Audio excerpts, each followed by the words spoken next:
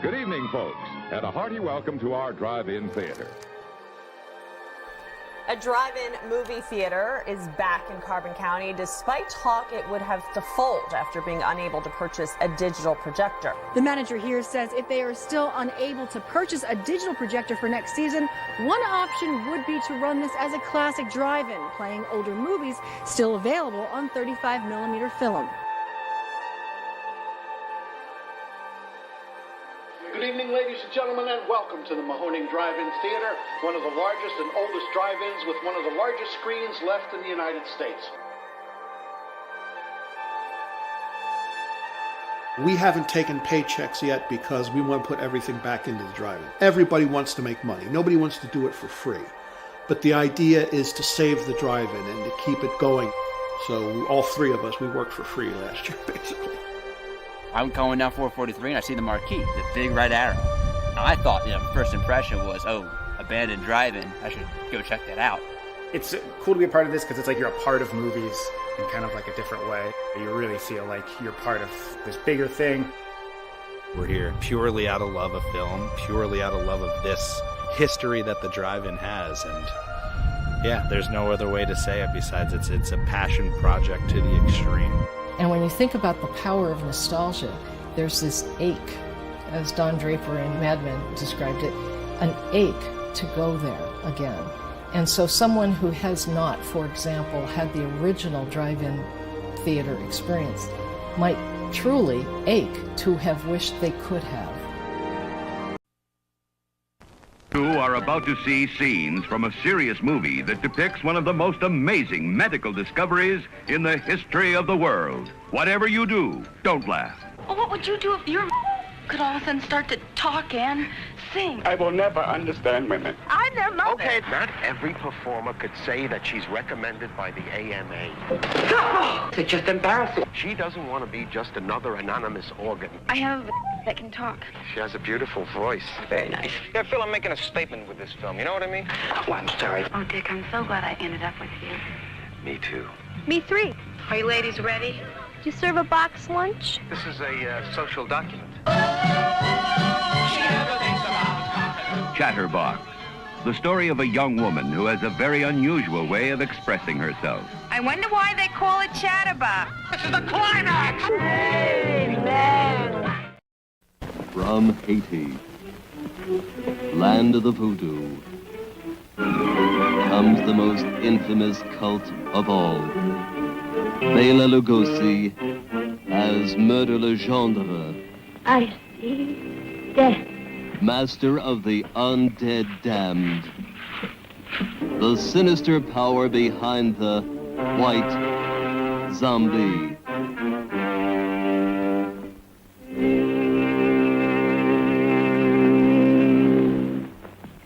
Zombies? Yes, they are my servants. This soul killer takes men from their graves to be his slaves. His instruments of terror, and now this fiend plots to possess a woman. Only a pinpoint, a silver one, in a glass of wine, or perhaps a flower. Keep it, monsieur. Keep it. You may change your mind. Not dead? Are you mad? I saw her die. The doctor signed a certificate. I saw them bury her. Captive in the borderland between life and death. Her brain drained of the life spark. The white zombie obeys the unholy commands of her demon master.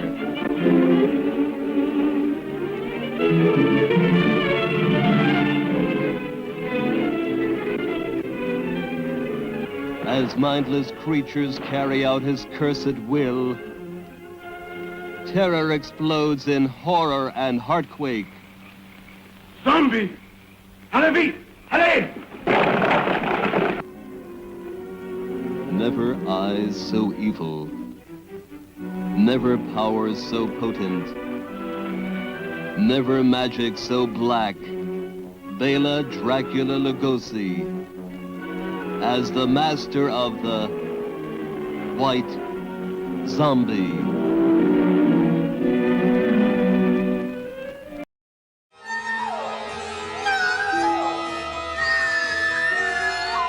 It's a pity you're not going to eat me alive. Then you can tell me how I taste. Tales from the Cannibal Side, starring Stephanie Beaton. You'd be lost without me. Can't do this anymore, Chad. This investigation, it isn't over yet, so don't leave town.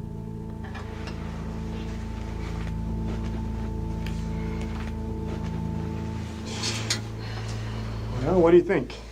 There's something about all this that I don't like.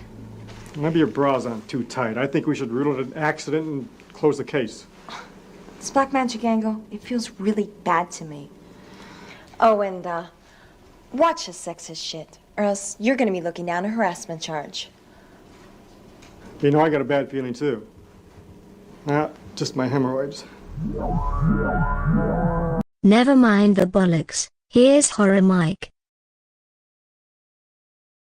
Folks, good evening, and welcome to the Horror Mike Show on this fine and fiendish Friday night. I hope you're all doing well, or at least alive.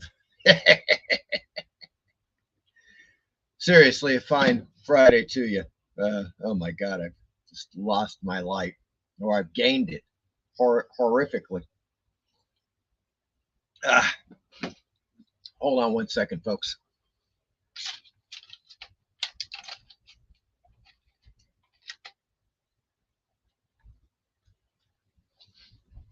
There we go. That's better. Technical difficulties right off the bat. In any case, what we've just watched, of course, was a bit of the trailer that I concocted for Stephanie Beaton, Scream Queen. And without further ado, I am going to drop that link to her channel in the chat. I just did that, folks.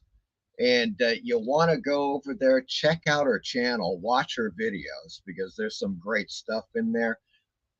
And subscribe. Do that subscribing thing, you know what I'm saying? Because you're going to be entertained for hours. It is a great channel. And it was a pleasure having her on last week. I see she's in the chat. We're going to get to the chat here in a second. But let me explain what you just saw. Of course, we just took a look at a bit of Stephanie's little trailer there. Before that, we had a trailer for a fantastic film, White Zombie, with Bela Lugosi. If you have not seen that film, you've just got to check it out. It is incredible. Before that, I believe we were looking at the trailer to Chatterbox, which is pretty damned hilarious. And before that, At the Drive-In, which is a documentary. What do all of those films have in common? They're all on Tubi, folks. And we're going to be taking a look at all of those films and much more on Tubi on this show. I tell you, what a week it has been, my good friends. I've got a ton of stuff to show you. But before we get to that, let's go to the chat, shall we? Okay. We got a few people have chimed in already. We got Joe on the scene. Hello, Joe. How are you doing? Good to see you. Michael Taylor is here. Hello, Michael Taylor. Stephanie Beaton is here. Our official Scream Queen is on the scene. Hello, Stephanie. Great to see you. Fantastic. And folks, once again, if you missed the live show last Friday, it's on my channel. There are clips that I've made through the week that I posted from that show. So, you know, if you want to watch the clips, you want to watch the entire show, it's all there, you know, so check it out. It is freaking great. Easy Comic Reader is on the scene. Hello, Easy Comic Reader. Great to see you.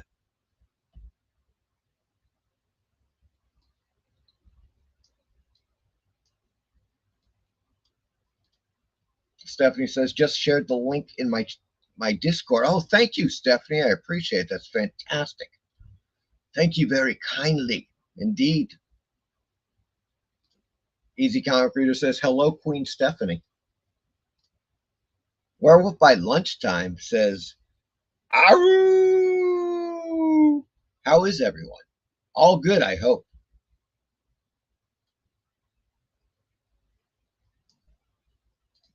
Wolfie. Stephanie says, did that vid say Mahoning? Yes, it's the Mahoning Drive-In, Stephanie. I think that's in Ohio, close to where I'm from. Well, they say it's in Pennsylvania, but I think it may be on the border. I think there's a border type of issue, or there's two of them, and they're very close to each other. But we are going to take a look at that because the amazing documentary about that drive-in is now on Tubi, and we are going to check that out a little later in the show.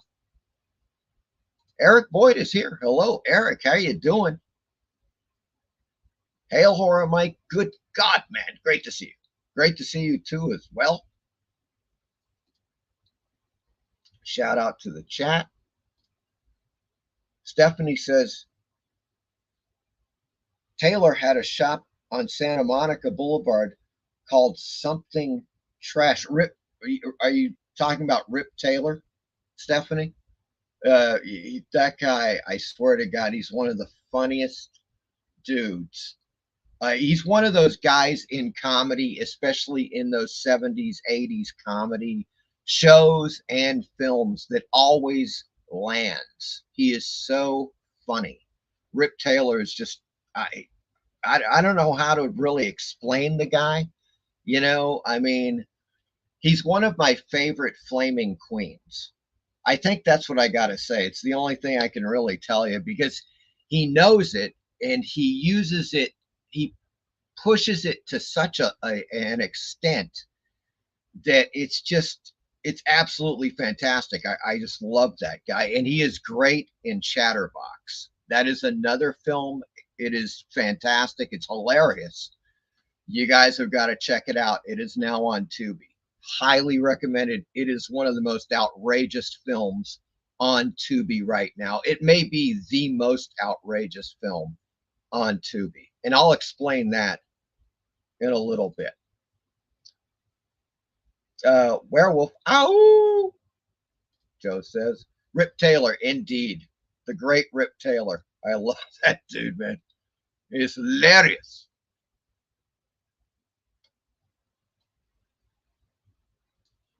Easy Comic Readers is the mighty Eric and Boyd. Everybody's saying hello. Stephanie says, hope everyone is having a good Friday. Steve Harrison is here.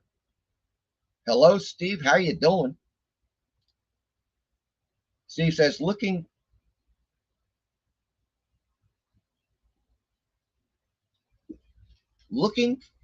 okay. Looking for hidden gem word to this Frankie. Okay. I'm just saying it like it's there, like you have it. I'm not quite sure what the hell. Gem word. Forward? Looking. I don't know. Where's my Tylenol? But in any case, PBR Street Gang is here. Hello, PBR. How you doing? Great to see you. Maybe your bra's on too tight. Best line ever. Yeah, and then he's like, it's great. It's great. I mean, it's like that whole scene between him and Stephanie is just, it's really great. It really works really well because it's just a dynamic there between the two in that perfect way, almost like a noir, like dark humor way. And the guy's like, yeah, there's something wrong. No, it's just my hemorrhoids. And he walks out. It's comedy gold, Jerry. It is comedy freaking gold. Let's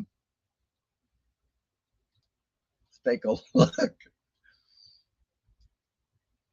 And once again, folks, that is Stephanie's link to her channel.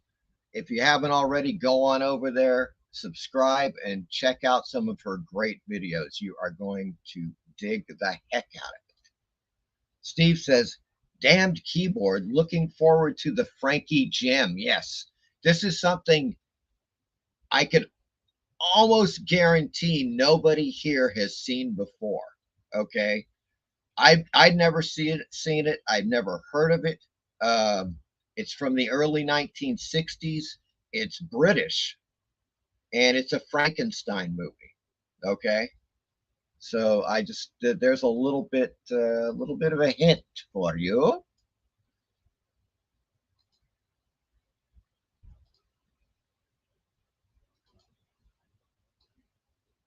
Oh shit! Oh, there we go. Werewolf says, I don't wear bras in this weather, and I've advised Mrs. Werewolf to do the same. There you go, right there, folks. Stephanie says, made it home just in time for the show. Glad you're here, Stephanie. Fantastic. Great to see you here. Michael Taylor says, I'm subbed to Stephanie. Fantastic. DVR says, we got a movie star in the chat. Holy, yes, it is true, folks. Gary Carlisle is here. Hello, Gary. How you doing? Good to see you. Docs Rock, Easy Comic Reader. You are absolutely 100% correct. H is for Heretic is here. I love Tubi. Yes, Tubi is the way. That's what I'm kind of saying right now.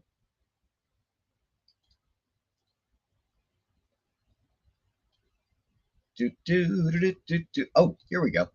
Stephanie says, I'm sure Mahoning County is more than just Ohio, but it made me think of my area. That could be it, Stephanie. I believe they say Pennsylvania, but then again, there could be two Mahoning drive-ins in that, that are owned by the same people. I'm not really quite sure. Stephanie says, yes, I think Rip Taylor's shop was trash with class. Oh my God. And when you say that, that sounds so familiar. I wonder if he had that shop in the 80s, I might have gone in there. That sounds so damned familiar. On Santa Monica, right? You met him there at the shop. Oh my God. I never met him in person. I could only imagine. I mean, like, obviously, he's a character. He does the character acting.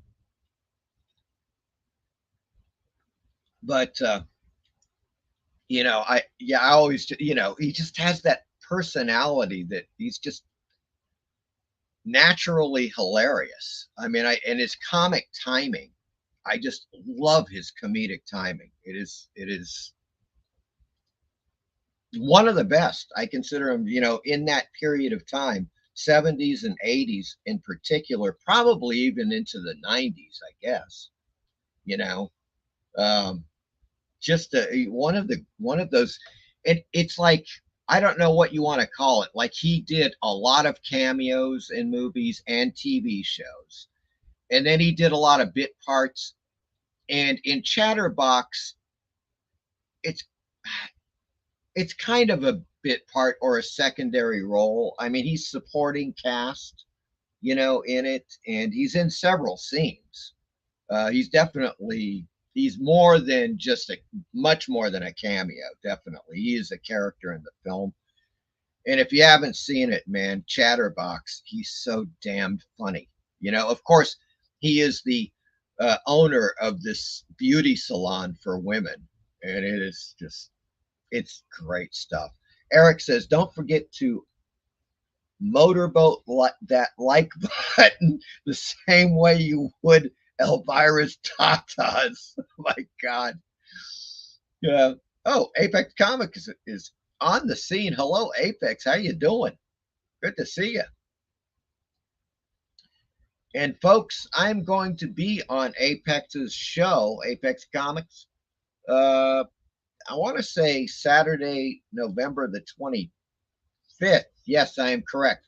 Saturday, November 25th at 12 noon Eastern Time. I will be on the Apex Comics show live if you want to see more of me, which is, could be debatable. But in any case, Steve Harrison says Taylor was a riot. Saw him in an Old Monkeys episode a little while back. Yeah, he's always on. The guy, you could, as far as, all the films I've ever seen Rip Taylor in, he was never off. Like, how some people you're just like, oh yeah, he's just cashing a check or whatever. Well, Rip Taylor was just surefire all the time, and just a great comedian, man. Michael Taylor, Rip Taylor had red hair. Yeah, I thought it was blonde. Yeah, blonde, right? Yeah, that's right. We're getting down to it. Okay, good. Oh God, I thought we were, but we're not. Stephanie says they should have brought Nicole Robbins, Detective Gardner, to London, but they were too cheap to pay for him. Oh, that's too bad. Yeah, I thought you guys played very well off of each other. Naturally, it just works like you're talking, and you develop that rapport. Your two characters, Detective Gardner and Detective Lutz, on the scene. They should have. I mean, that's like, it's not that much more of an expense, really. I mean, it's like, Jesus, at that time in the 90s, well, it depends, I guess, but less than $1,000 for a round trip ticket, I would imagine.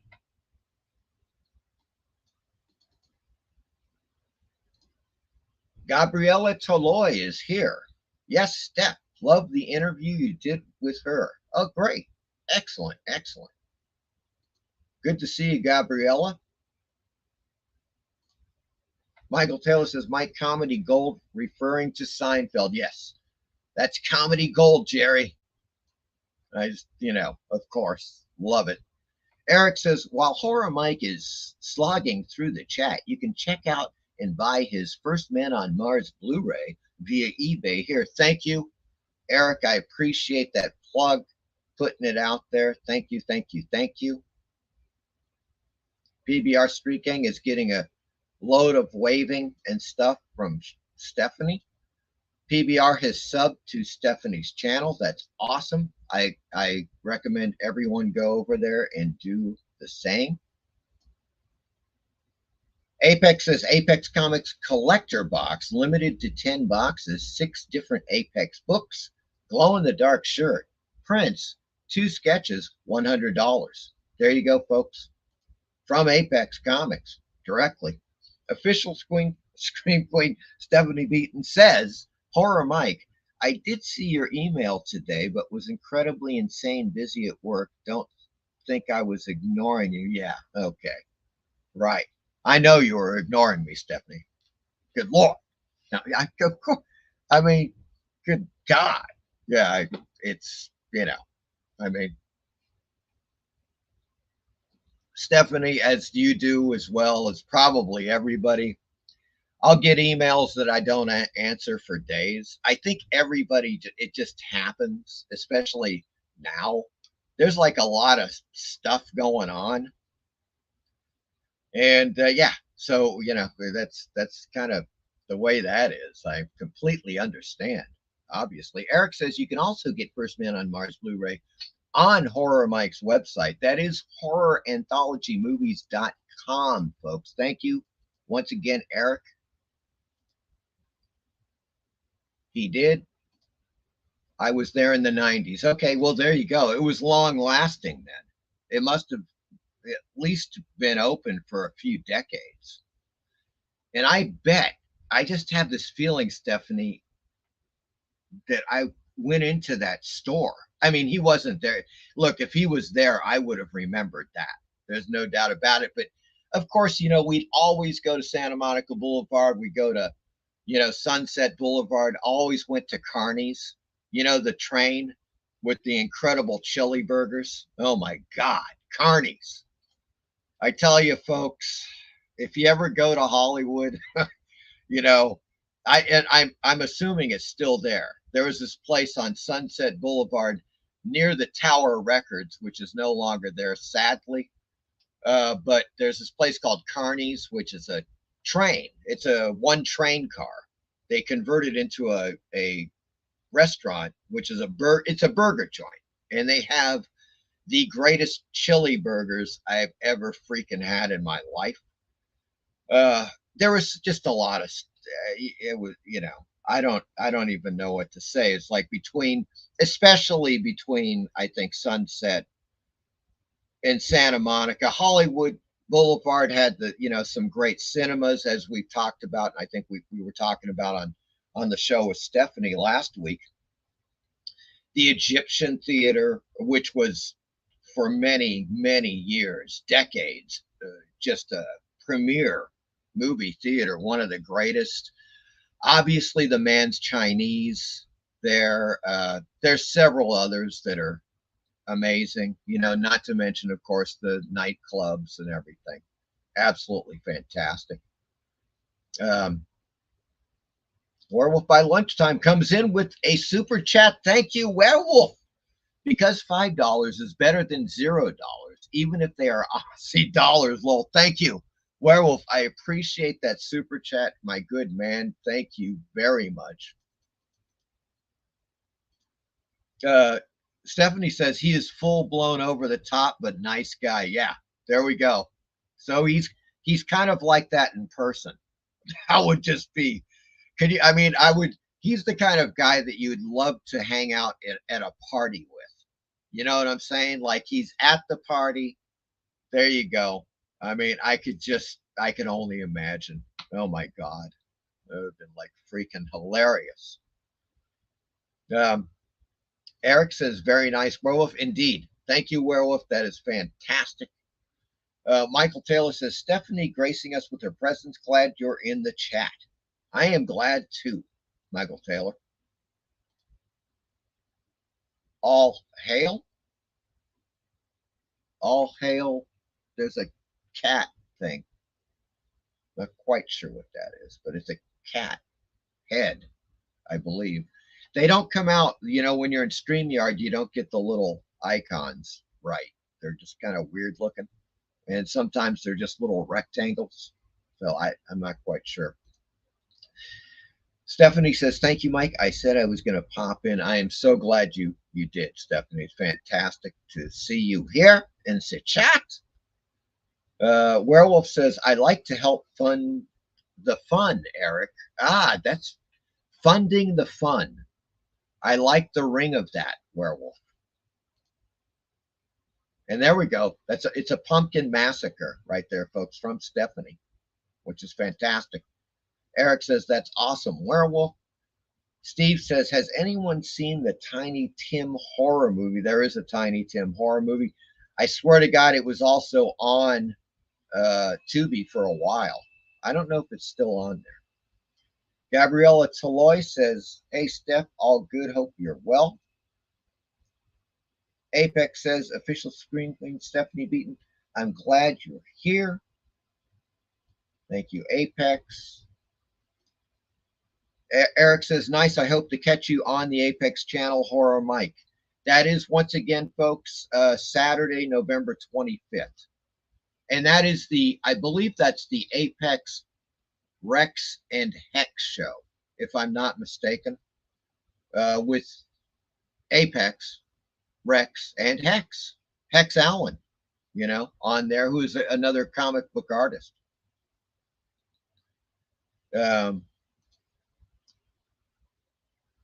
Okay, where are we? Okay, Easy Comic Reader says, new to me, sounds fun. Yeah, it's called Tiptoe Through the Torture. No, or something. I don't know. That was just off the cuff. Steve says, Rip Taylor wore a wig and always lost it in his act. God, he was on so many shows. Incredible. PBR says, just watched Slave Girls from Beyond Infinity on Tubi. It's movies like this that make me a slave to Tubi. Looking forward to tonight's recommendations.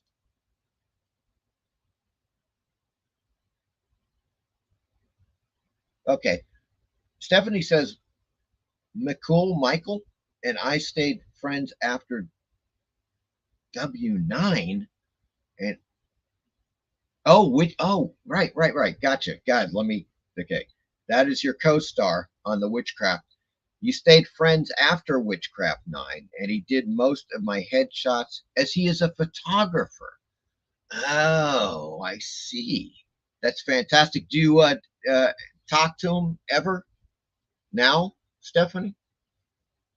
I wonder what he's doing. I wonder what he's up to. I wonder if he was in more films. That's great, though. He's a photographer as well. It's fantastic. Michael Taylor says, I think I know who you're talking about. Apex says, Horror Mike on the Rex, Hex, and Apex show, Saturday, November 25th, 12 noon Eastern Time. Head on over to that YouTube channel, folks, Apex Comics 3200, and subscribe now. If you want to see your old pal Horror Mike on Saturday, November the 25th at noon Eastern Time. Apex says, I just subbed to Stephanie's channel. Excellent, Apex, fantastic. Stephanie says, we had 60 biopsies to do. Good Lord. Man, that's a lot of biopsies. That's a batch of biopsies or something. I don't know. It's a bundle of biopsies. Something. Steve says Blood Harvest was the Tiny Tim movie. Yes, of course. Rip Taylor is in a horror movie made me think of it. Oh yeah, okay. Well, now Chatterbox is not a horror movie. Although I'm sure that Rip Taylor, trying to think what horror films Rip Taylor has been in. I'm sure he's been in a couple of them. But Chatterbox is, I don't know what it is. But it's outrageous, folks, and we're going to take a closer look at that very soon.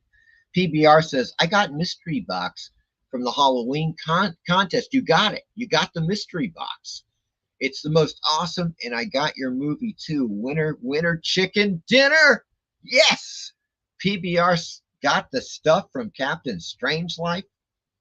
That is fantastic, man.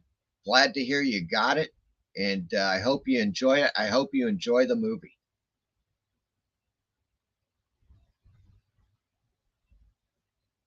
Oh, boy. Eric says, don't worry, Stephanie. All the girls ignore Horror Mike. Stephanie says, it was close to Sweetser? Oh, there we go. There we go. Yeah, of course. Yes, I love Carney's. And Carney's is still there, Stephanie?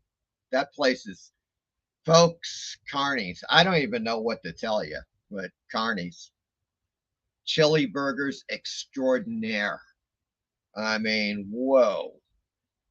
Absolutely fantastic. Yes. Agreed. Best chili cheese fries in the freaking world. It's their, it's primarily their chili recipe, but also their fries and their burgers are just outstanding. I mean, they're just absolutely top notch. Just loved it. Loved the atmosphere of sitting in a train car and eating, just great stuff. Eric says, Horror Mike will now remove my wrench. No. Absolutely not, my good man. Steve says, Tubi has the Towers story on last month. Great doc. Yeah, they've got there is a documentary. I think it's called All Things Must Pass on Tower Records there, which was one of the famous Tower Records of all time, was on Sunset Boulevard. Used to go there all the time. And there is that documentary on it. Indeed. Michael Taylor says, I had a Tower Records not far from me. It was a block long. Yeah, those things were gigantic. They would always have record signings. They would always have groups in there, big, huge groups to local groups. Everybody. Yeah, you know, I gotta tell you guys this is a story. There was another Tower Records down in El Toro, which is in Orange County. Now it's about, I don't know, 30 miles south of Hollywood, 35 miles probably, something like that. And so I used to go there more frequently because for a long time I lived in Orange County. So getting to El Toro was just quicker, you know. And it was a great Tower Records. And this was circa it was early 80s. You know, right in there, 1980, 81. I'm a teenager.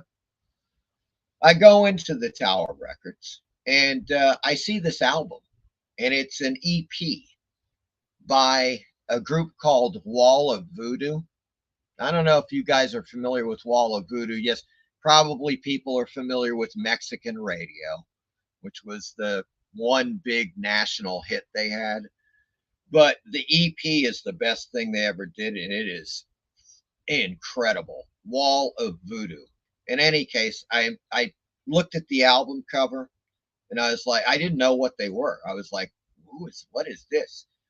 So I picked that up. I get into the line, and like the EP at that time, they cost like $2 or $3, you know, on vinyl EP.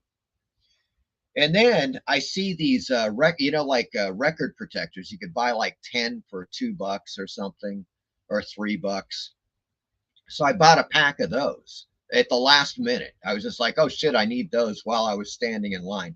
I go up, check out, and of course the total price is $6.66. And I was like, at first I was shocked, and then I was like, now I'm going to play this up, you know. So I kind of just looked at the guy, and he's like, you know, making one of those, what the hell is this look? And I just kind of grinned at him and took my stuff and left. But Wall of Voodoo, the first album, the EP, holy shit, is that a great album. They were a Los Angeles group. I saw them live, I don't know, several times in Los Angeles and in Orange County, playing it throughout the 80s, you know. Absolutely fantastic, folks. Wall of Voodoo. Let's see, where are we? Oh, here we go. Yeah. Steve says Grauman's ran the Egyptian. A doc came up random YouTube feed, renovations and history of it. Yeah, I told you guys about the whole thing with I was there at the Egyptian 1979 for the premiere of Alien.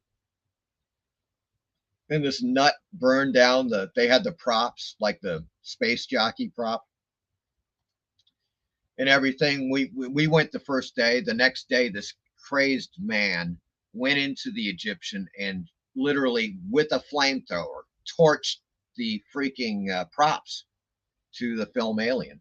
So they had to take all the stuff down, and nobody else saw them, unfortunately. Stephanie says, all hail Horror Mike. Thank you, Stephanie. Jacob says, a Horror Mike. Yes, I am a Horror Mike. I hope I'm the only one, unless they've cloned me, you know. Good Lord. Jacob says, what's up, everyone? Michael Taylor says, back in the days when you had to hunt for records, it wasn't at your fingertips. And that was the fun of it, wasn't it, everybody? I mean, going to a Tower Records or like your favorite record store and finding stuff, new or used, you know. Hell, man. That's life. That's living. That is living.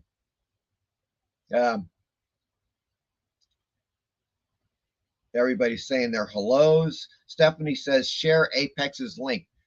Apex, can you drop that linky again? Por favor. Oh, Simona the Cocoa Puff is here. Hello, Simona. How you doing? Good to see you.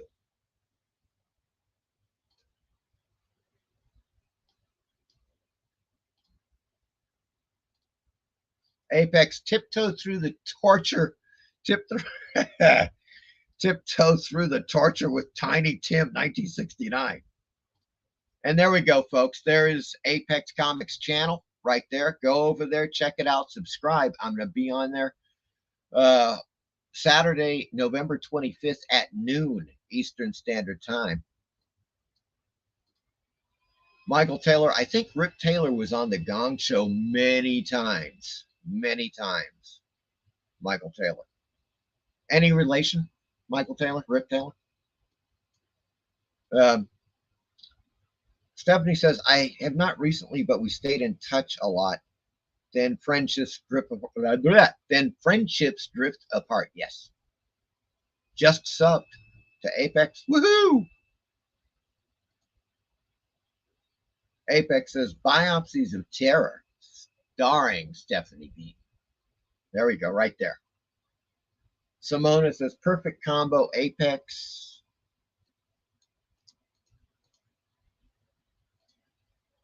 Simona says, Mike, you make me darn hungry now. Yeah, I just, now I'm hungry. I wish I could just where's the teleportation machines? Where I could just order stuff from Carney's and they can just teleport it right to me. That's what I'm talking about right now, folks. Instead, and the flying cars. What the hell happened? Incredible. Stephanie says, one day I take Simona and George there. Yes. There we go. There, you got to check it out, Simona. You will dig it. Carney's. Thank God it's still there. It is like, it has become a landmark. I remember Carney's when it opened. Okay. Now this was in the 80s. It may have been the early 80s, or maybe it was the late 70s. Nah, I don't think so. I don't think it was there. I think it was the early 80s when that sucker opened. There were so many. I don't know. It's just now it's all coming back. Like there was Astro Burger was another great fast food place. Noggles, of course, In-N-Out Burger. Always loved that. Tower Records and Tower Video long gone. Yeah, sadly, they're just gone.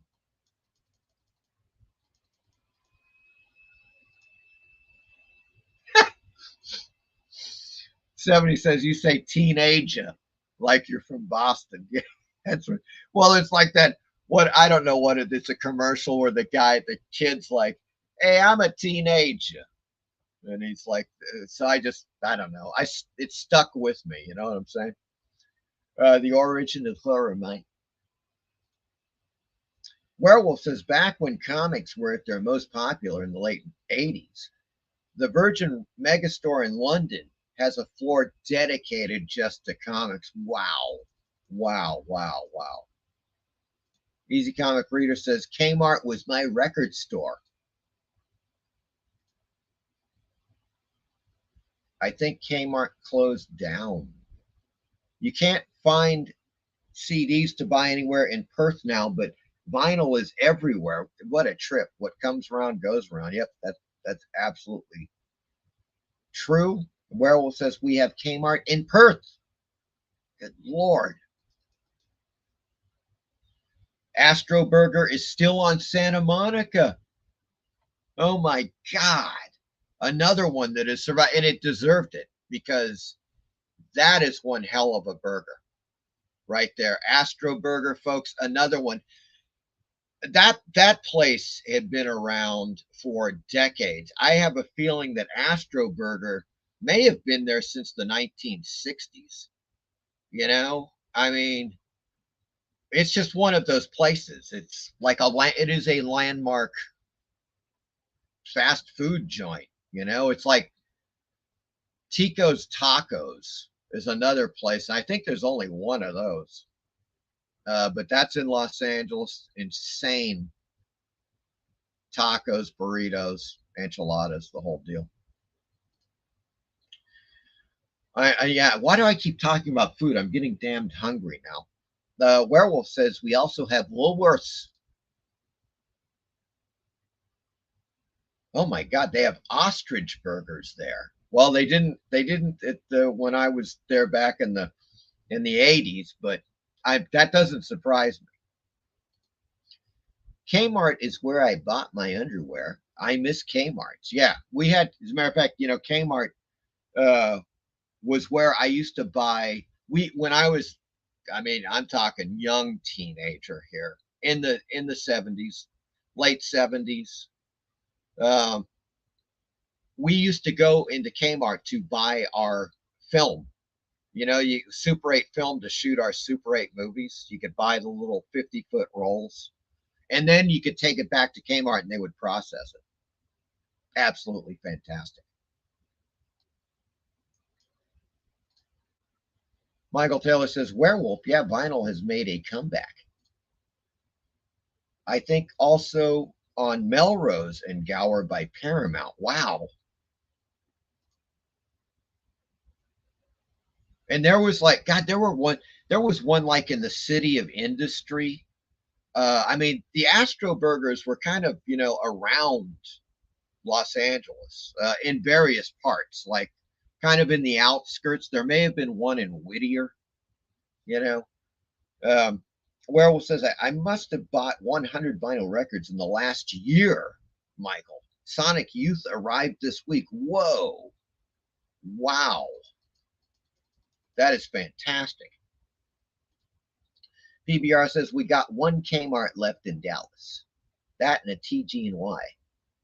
Woolworth in Ohio had 2 levels. Holy crap. Werewolf says, you can get kangaroo burgers here. Whoa. Joe says, annoying teens always talk to me whenever I'm at the record store.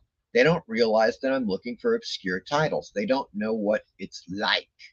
Yeah, it's just another period. If you grew up pre year 2000, if you were already well into adulthood by the year 2000, it's a different world. That's all I'm saying, folks. It's just the way it is. Stephanie says, I miss film cameras. Well, Stephanie, I still have my Elmo Super 8 camera, and I have my Canon Scopic. Well, it's a 16 millimeter camera, but I had it converted into a super 16 millimeter camera, and we used that camera along with another camera, super 16 camera, to shoot First Man on Mars. So there you go. And it's a beauty. It's great, man. I love my Canon Scopic. I'd love to shoot another film with that. Michael Taylor says, Woolworths was originally a 5 and dime store, correct? Our Kmart had layaway, if anyone remembers that. Yeah, layaway. Yeah, sure. Stephanie, Polaroids. Joe, I may have a Polaroid camera in my closet. Stephanie, it was a beloved store. Okay, folks. All right. Okay, here we go. We're about to launch into, there's a ton of stuff going on this last week, just all kinds of, I don't know, like mostly great stuff. I'm going to have to lead off with something a bit somber, and we're going to go to Bud's art books, but I got to show you this. I mean, it's absolutely necessary. It is necessary. So we're going to take a little trip over to Bud's art books right now. And there we go. Okay, well, there's a guy, Jim Vadabancourt, and he just died like recently in the last few months.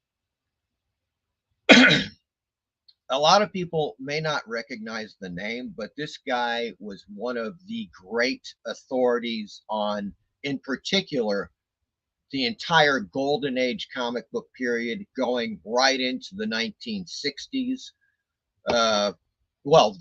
Actually post, how should I say this, into the pre-code horror, the Atom Age, post pre-code, and then into the 1960s at least. If you go to comics.org, the Grand Comics database, and you look at various issues of comics, you'll always see Jim Vadaboncour's name as, you know, saying like, yes, well, this was the artist that did the pencils on this story, that type of thing. The guy was just an amazing historian for the comic book culture, you know. And so he passed away. So Bud Plant put up this page, and it's Bud Plant's farewell to Jim, and also Craig Yo, who of course did all those groovy haunted horror, pre-code horror comic book reprints, also does a really cool write-up on Jim. I'm going to drop the link into the chat. I think it's well worth it. This guy was an enormous talent. There is no doubt about it.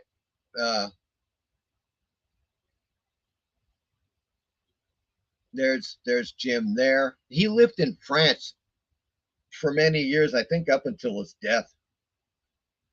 But the guy wrote a ton of books. He was an authority on so many different things, comic book related. And what a collector. He was just had an incredible collection, of course, of comic books. Now here's some photos and stuff of Jim. And one I wanted to point out here is this one, his book on Everett Raymond Kinsler. Now there it is, folks. I'm going to take this out for a second.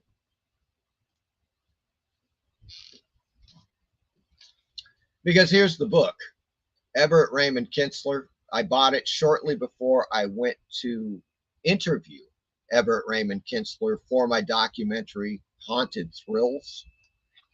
And he signed it, which is totally cool when I interviewed him. And so this book is by Jim Vadaboncour, and it is about the life and art of the great Everett Raymond Kinsler. I mean, this guy was an all-around artist, much like Frank Frazetta. He was a master of comic book art, but so much more. He was definitely one of the great painters of the era. You guys have seen so many books that you may not have even thought that it was him. But let me show you. God, this guy is just absolutely, Kinsler was absolutely stunning, an amazing talent, really, you know. And so Jim Vadaboncour did this great book on Kinsler. And this is just one of the books that Vadaboncour did. He was an absolute authority. What else can I say? He was an authority on comic book history. That's all there is to it. He just amazing guy, and he just passed away, you know, recently. So I thought that it would be fitting to, you know, drop that link in the chat. Go check it out at your leisure. You will be blown away at how much stuff this guy did during his life, as far as comic book history, being a historian, being a collector, you know, just amazing stuff.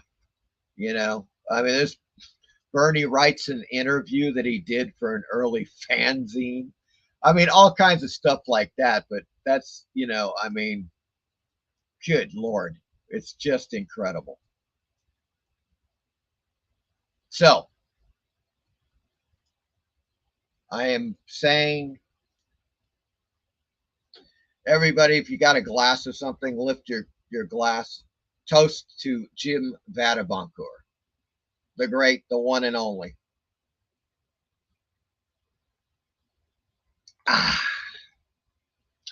So that is that as far as Jim goes.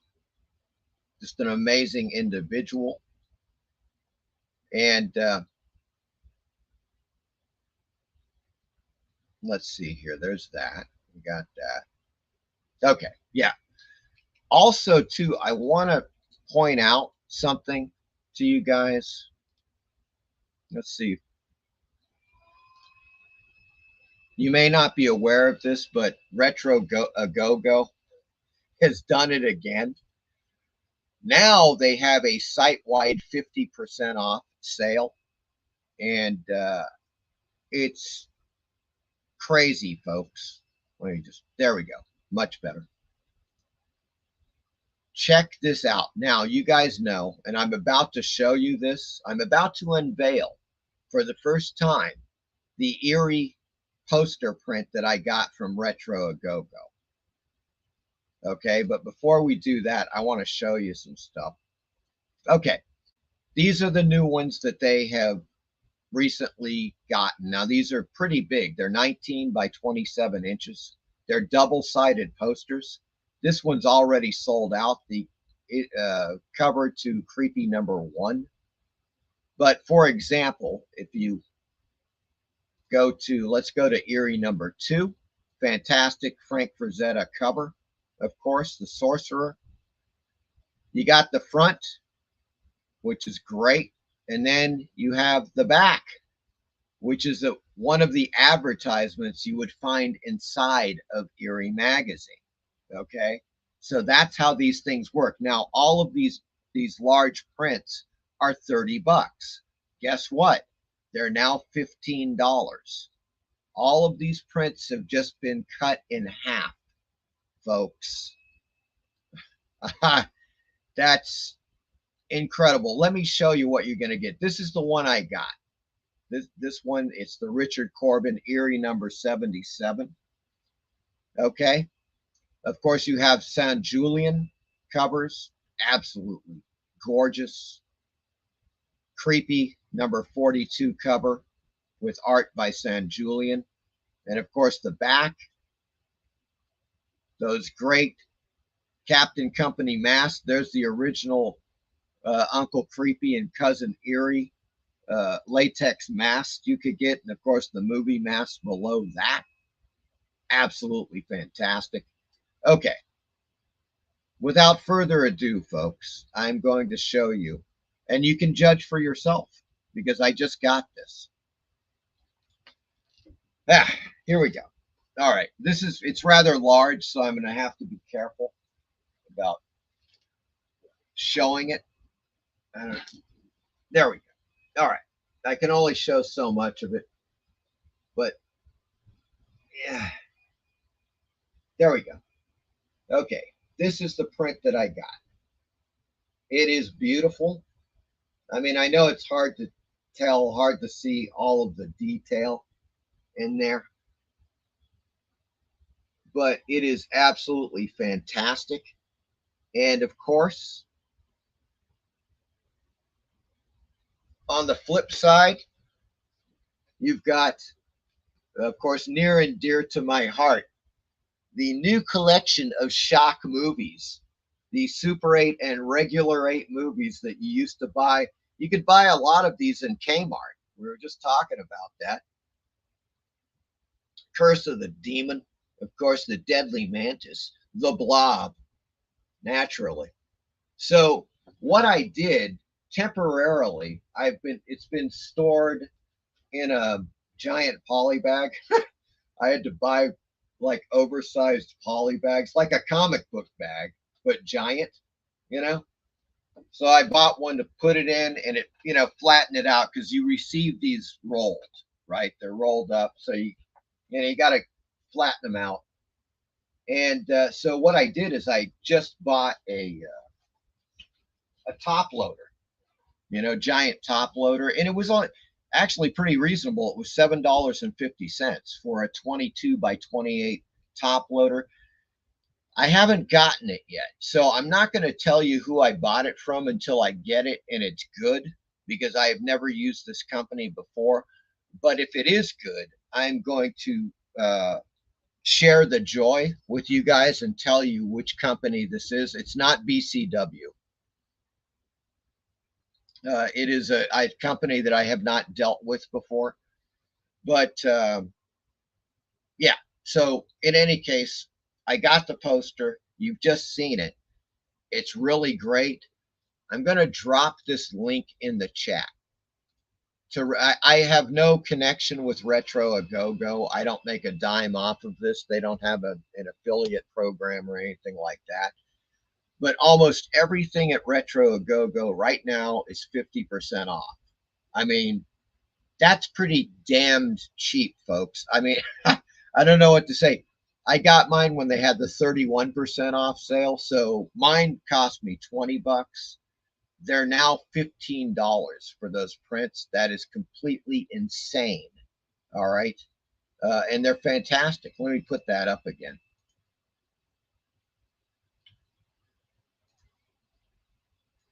Another, this is just gorgeous. San Julian cover for Creepy. Just so beautiful. Okay. Check this out, though. There's that. But then they have like these great spook show posters.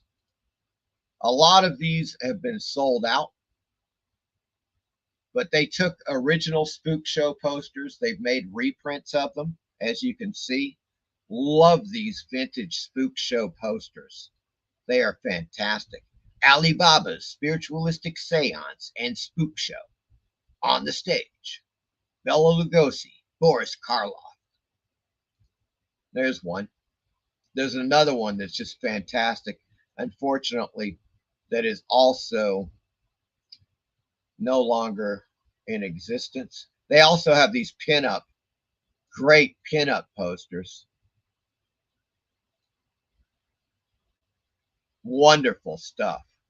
Just great stuff, man.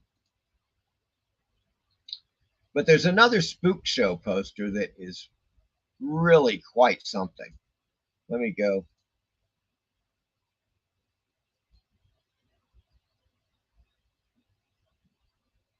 Of course, they've got EC posters in here, but where's that spook show poster?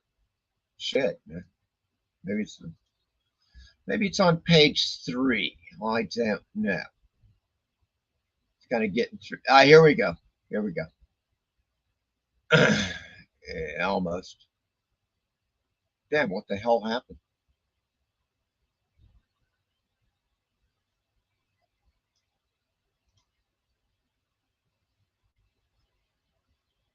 Here we go.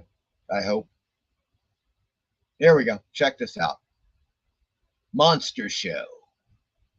Now check that poster out, folks. Direct from Hollywood, it's the Monster Show. Frankenstein, the Wolfman, the Creature, a frightmare of movie monsters. I dig the hell out of it. It is also sold out. So you could get this poster. It's 20 bucks. You could have gotten it for 10 bucks. Now, unfortunately, they have sold out, and understandably so, because that is a beauty. Now, the size of that poster is, okay, that's an 11 by 17. So that is smaller than the Creepy and Eerie posters. But 10 bucks, I would say, is a good deal for one of those. So in any case, folks, that's what's going on. They got the Tiny Terrors, which are now really cheap. I love this Boris Karloff. I mean, I'm sorry, Bela Lugosi.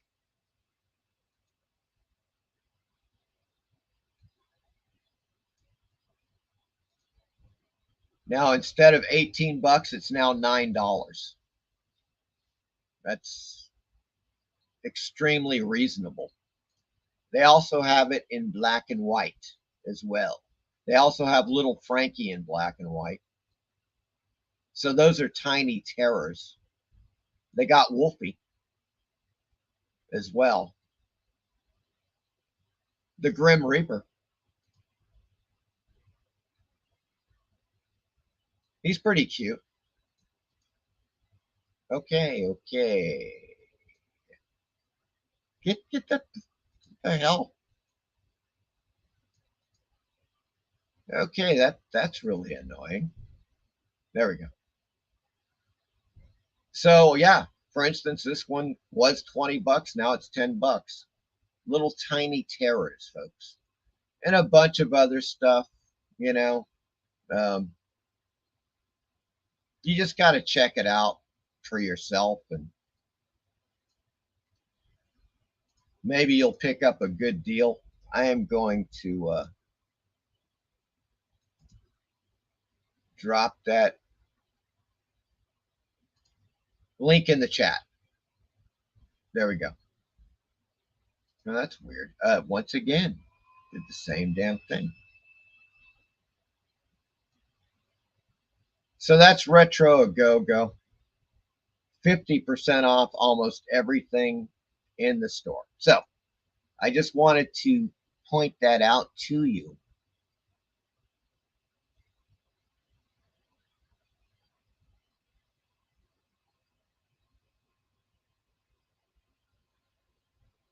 All right.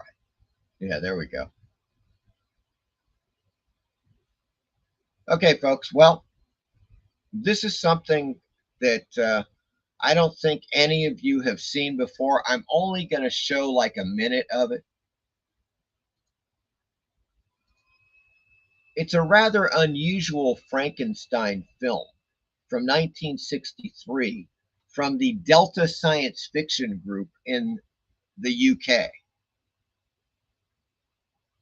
This was recently posted on the FANAC website and their channel, YouTube channel. This is like they're a big science fiction, horror, fantasy fandom kind of organization. And they're always posting this. Remember that, guys, the video I showed you guys? I think it was called something like Castle of Terrors, and it was a Super 8 film from the 1960s with Frankenstein. I think the Mummy was in there and stuff, and we were watching it. We watched a few minutes of it. This is like, it could be the same group that made this Frankenstein film. I don't know. But let's take a look at a minute of this, because you may want to watch the entire thing, or maybe not. It's only 4.5 minutes long. I'm going to drop the link in the chat right now. But we're just going to play a minute of it. Let me just get to a rather hilarious part. There we go. This is when Frankenstein is working on the monster.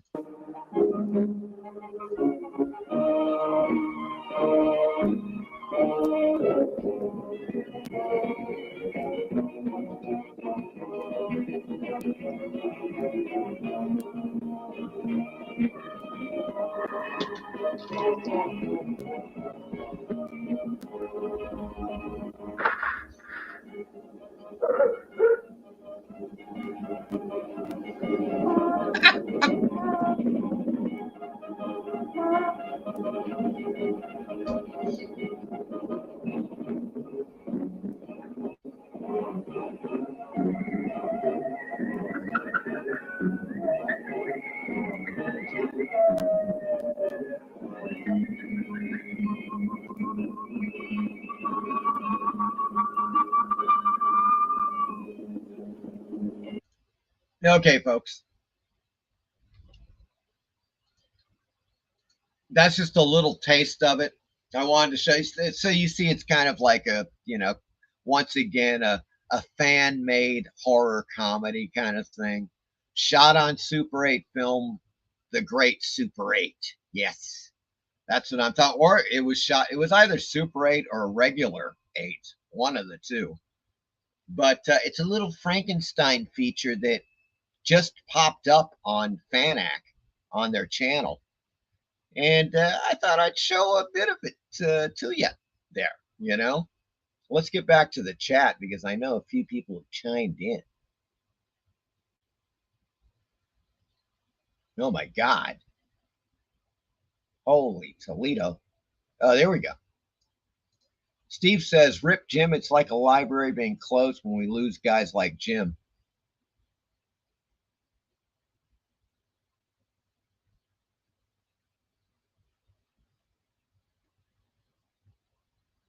Rip Craig? What, Craig Yo? I thought, isn't he still alive? Steve says 4 of Jim's hardcover compilations. Yeah, the guy has got just an amazing, series of books throughout his life. Very cool Kinsler book. It is. It is fantastic. Stephanie says, "Rest in paradise, Jim." Eric Drinky, a toast to Jim Vadabancourt. Werewolf says, "I am lucky enough to own a creepy #1. Yes, it is a fine, fine issue, too. PBR Street Gang says, "A toast to Jim." Indeed. Michael Taylor says, "I don't know why, but that creature on the cover of EERIE reminds me a bit of the creature from the Black Lagoon. Wonder if it was inspired by it." It's possible, Michael Taylor. Werewolf says, "No 38 DD bras in the jungle." There are not, fortunately. Well, that's Richard Corbin for you. Once again, there's the link to Retro A Go-Go, folks. Eric says, "Top loaders are not cheap." Yeah, this place, it was one, giant top loader was $7.50. But I got to see, I should get it, and by next Friday, I'll tell you guys how it went. It might be a good source for cheap top loaders, though. Werewolf says, "I would want 2 posters. Both sides are great." Stephanie says, "Those are nice. They remind me of Olivia." Steve says, "Some great weirdo Ratfink hot rod styled posters." Yes, they also have those. Love the Grim, indeed.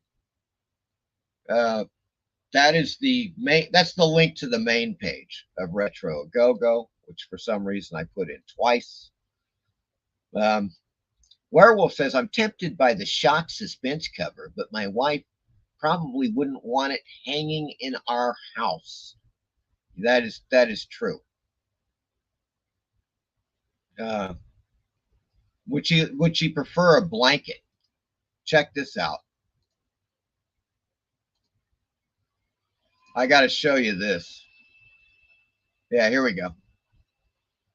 Now these things are gigantic, and I got to show you the Tales from the Crypt. Oh, this one.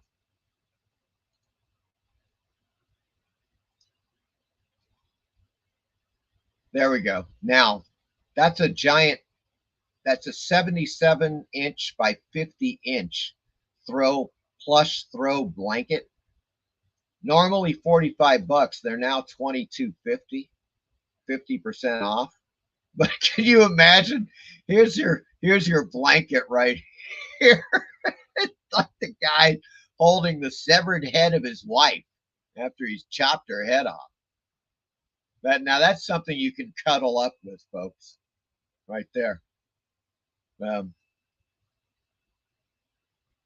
Yeah, there's a bunch of crazy ones, man. But they have several Tales from the Crypt. No doubt about that. And they're all huge. Now there's a Bela Lugosi. That's a nice one. Weird alien love stories.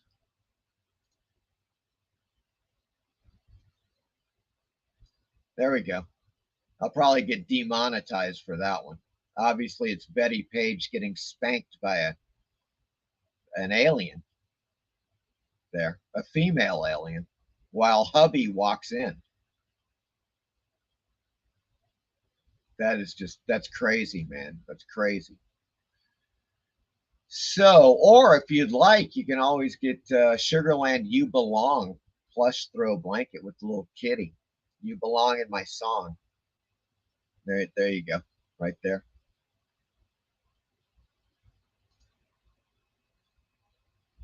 But as you can see, yeah, there's Lagoon Love.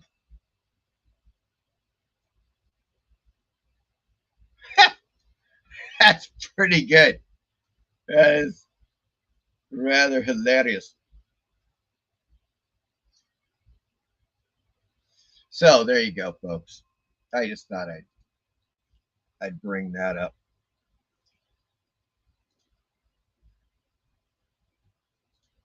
Why are these things doubling? That's weird. Steve says, I remember the earlier film you posted. Neat to see the horror influence on the other side of the pond in the 60s. Yeah, really cool. 70 says, got to love The Mask. Steve says, now we know how the monster got that. Yeah, the mask is hilarious. And he's like, he's got the anesthetic, which is just a stick. And he's whacking him in the head with it. Steve says, now we know how the monster got that scar on his noggin. Yes, and clearly see it. Werewolf says, Michael Mary Shelley was born in London. There we go. 1797. Yeah, I think Frankenstein was published in, I want to say 1818, 1815, somewhere in there. Michael Teller, funny stuff. Werewolf says, I am so tempted. Merry Christmas, darling. Lol. There you go, right there. That's what I'm saying right there, man. Good God. All right, guys. That was a lot of fun. Now I want to take you to some shocking reality, okay? A few weeks ago, I was talking about this. Before we get to Tubi, I want to take you over first to just a couple of things that you might find very interesting, okay? And perhaps very shocking as well. Now, check this out. I was talking about More Fun Comics. This I believe this was on Graphic Man's show, right? And how More Fun Comics, especially the early ones, like early 1940s with the Spectre, featuring the Spectre on the cover, those things are out of sight. They are just insanely expensive now, if you can even find them. So, for example, we're taking a look at this one that just ended. The bidding ended on eBay. Now, check out the condition of this freaking comic book. Okay. I think you can see that pretty clearly. It looks like a pack of rabid dogs got a hold of it and it was stomped on by, I don't know, a pack of elephants or something. I don't know. A herd of elephants. It's just all ripped up, folks. It doesn't even have the Spectre on the cover. It has the Spectre logo in the upper left, as you can see there. But it is Dr. Fate on the cover. And it is just, it's practically destroyed. I mean, the thing is just as screwed up as you can imagine. It just sold for $1,535 on eBay. Okay. Now, that's, to me, I was like, what the hell? That's pretty shocking. Spectre is not even on the cover. Okay. Let me show you. I'm going to go. This is going to be kind of a back and forth thing. Right now, Comic Connect is having this massive auction, right? And so they have one of the issues of More Fun Comics. It's another poor grade 1.5 issue, but it has the Spectre on the cover. All right. Now there are 20 days left. 20 days left in this auction, folks. Long time. It already has a bid of $550. I don't know where this is going to go, but it's going to be huge. And it's just a poor copy. However, it has the Spectre on it. This is the big thing with More Fun Comics in the early 40s. Any of those issues with the Spectre on the cover, the great Bernard Bailey, Jerry Siegel creation, the Spectre, I mean, I don't know. if you want one in good shape, expect to pay tens of thousands of dollars. Easily. Easily. But that's yet perhaps not the most shocking aspect of this. Okay, let me show you this page. We're going back to Comic Connect. I think this is the page. Yeah, here we go. Huh. Get ready, folks. Get ready to choke. All right. See if I can bring this in. Hopefully you can see these. Now, obviously, there is Detective Comics number 27 from 1937. It is a 0.5 grade. That is like the poorest, that's pretty much the poorest you can get. It is poor. All right. Really poor. Bad. It's practically like the cover is the only thing that really exists on this. But it is the first appearance of Batman by Bob Kane, right? There it is, the famous Detective Comics, number 27, in terrible condition, with a buy now price of $750,000. And the highest offer to date has been $220,000. Yep, you're seeing that right, folks. I hope you're seeing that right. Yeah, you should be seeing that pretty clearly. Next to it, of course, Amazing Fantasy number 15, first appearance of Spider-Man. It is an 8.0, high grade. And it can be yours now for a mere $550,000. Joke. Good Lord. Yeah. So there you go, folks. There is Superman number 1, poor grade, 275 grand. Highest offer, $206,000. So there you go. Some shocking numbers there. I think that Comic Connect is high on their prices, and they may actually be high on something else. But yeah, I mean, because that's just insane for a 0.5, like the worst condition issue. Granted, it's the first appearance of Batman, yes, 1937, but $750,000, really? I mean, come on, folks. But back to something closer, near and dear to my heart. We're going into some pre-code horror here, folks. I just saw a couple of things on eBay. They ended. Needless to say, I did not bid on them because I don't have $1,800 for an amazing freaking Weird Mysteries number 12, and it's only a 4.5. That's actually a really decent grade, especially for these pre-code horror comics. And this classic cover, God, it's like the guy that his wife. I mean, the way the story I interpret it is his wife dies, so he cannot stand being without her, so he digs her up. There you go, folks. That is Bernard Bailey cover, once again. Weird Mysteries, number 12. That sucker just sold for $1,800 on eBay. That is incredible. So now that brings me back to Comic Connect. And, oh, wait a second. Did I just show you this? Probably did. Yeah, that was the other one. I want to show you this one. Check out this original art, folks.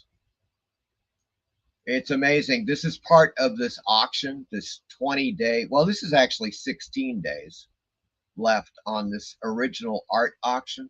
Let me see if I can bring it in closer. Yeah, there we go. Because you're going to want to see some of this stuff. Yes, that's Neil Adams, Batman illustration. and Neil Adams' Green Lantern. Original art from Neil Adams. So, and they say it's 8.0, very fine condition.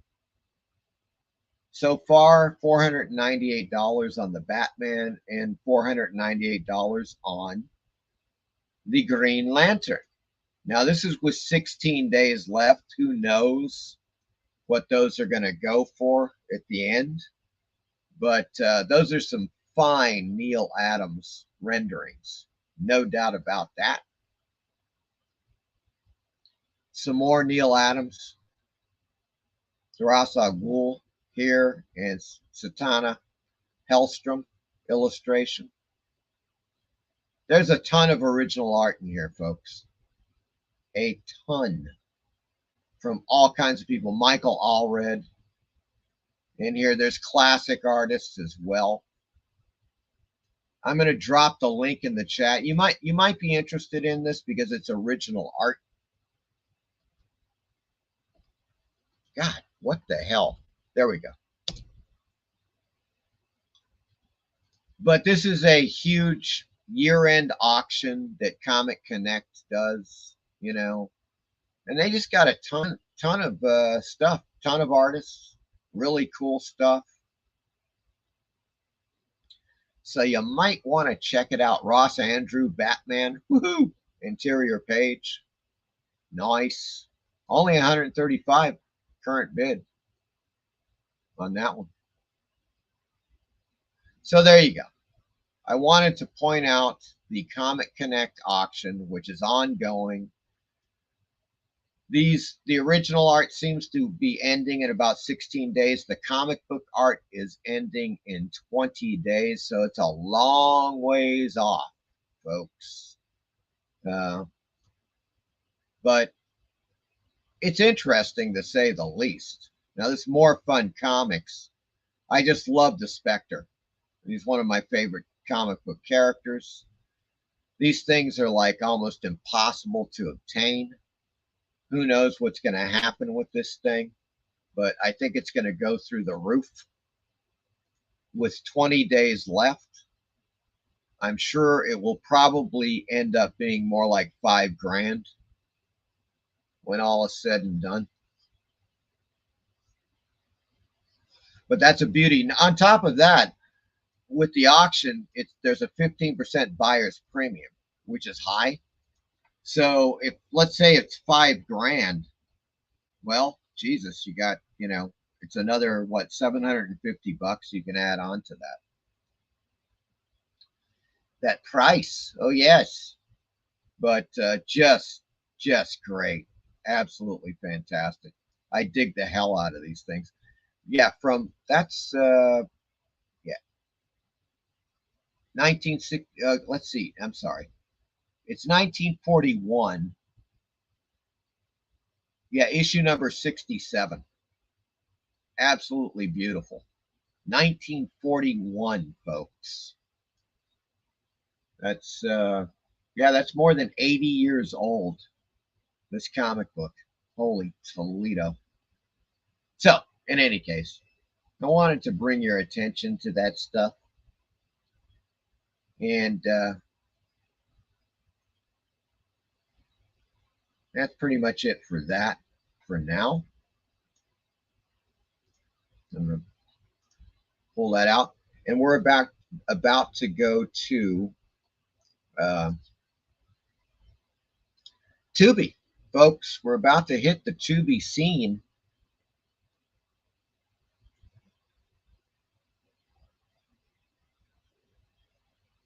God, I missed a ton of shit here. I'm going back up.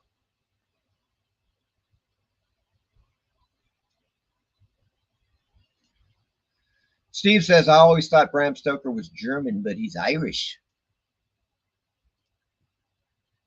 Werewolf says, if that's a 1.8, I'm a 10.0.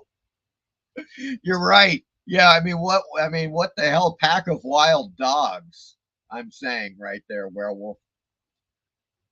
Michael Taylor says, Graphic Man is also having a live stream Thanksgiving week with his friend Joe. Yes, I've seen some of Joe, the videos he's done with Joe. with the pulp magazines and stuff. Fantastic. It's also on the 25th. Okay. Fantastic.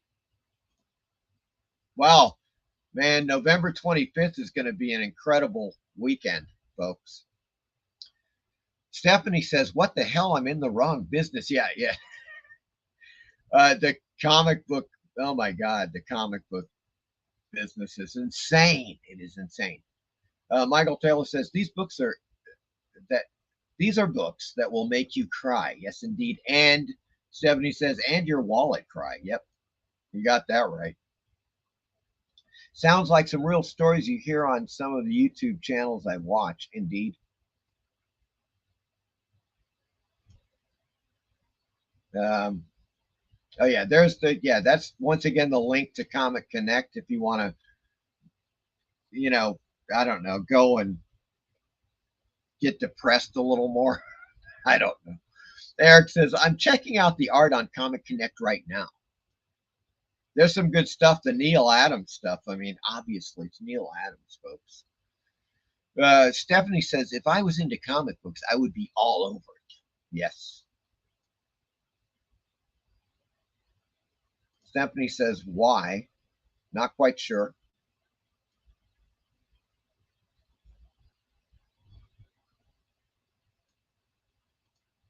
Michael Taylor, I'm not sure what your question was for or based upon. Michael Taylor says, great pieces of art, can't go wrong with Adams. No, absolutely not. Eric says, the Spectre was pretty much a no-holds-barred, badass superhero who really taught criminals a lesson. Yes. Well, and it was like the whole supernatural element of the Spectre. The Spectre was killed by mobsters, and he was a really good guy. He was a hard-boiled kind of cop, but he was killed by mobsters. And as he was, quote unquote, ascending, or he was in a state of limbo, but supposedly going to heaven, he was clutched by the left hand of God. And God said, I will bring you back down to earth where you will fight crime, I don't know, indefinitely, where you will battle these criminals and so forth. And that was the whole thing. So God brought him down to back to earth as the Spectre to fight good and evil. And of course, yeah, it's a character that has endured throughout the ages. They keep bringing him back. I think he's had like 5 incarnations, if I'm not mistaken. Just an amazing character. I would love to make a film based upon the Spectre. That would be the shit right there, folks. Michael Taylor says, it is Tubi-Dooby-Doo time, folks. Werewolf says, Golden Age is my jam, but some of the prices are too rich for me. Yeah, they're freaking expensive, Werewolf. Oh, the 15% added. Yeah, that's for the for Comic Connect. They're basically, as I understand it, they get the comic book from the seller. They put it on auction. Then whatever it goes for, if it goes for $5,000, then Comic Connect collects their $750 for putting it on the auction block. That's how I understand it. I might be wrong, but I believe that is correct. And that's kind of steep. That's pricey right there. Easy Comic Reader says, the Spectre is one of my favorite characters. Yes, one of mine too, Easy Comic Reader. I love him. It's kind of like a finder's fee, and people know that Comic Connect is solid. They may be high-end, high-priced, but they're reputable. They don't screw people over. They're part of Metropolis Collectibles in New York City, which is owned and run by Vincent Zerzolo. Now, I interviewed Vincent Zerzolo as well when I went to New York for my film Haunted Thrills. So he's in Haunted Thrills, and I interview him at the Metropolis Collectibles office, which has insane original art and comic books all over the walls. I mean, including like just casual copy of Action #1 hanging in the lobby, you know, stuff like that. Just an insane place. Michael Taylor says, Spectre, great origin. Yes.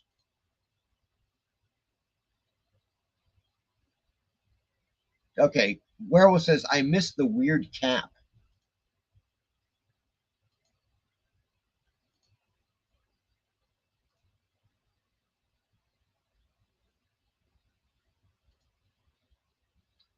Steve says, didn't Spectre have a scarab involved in the origin in Egyptian lore? No.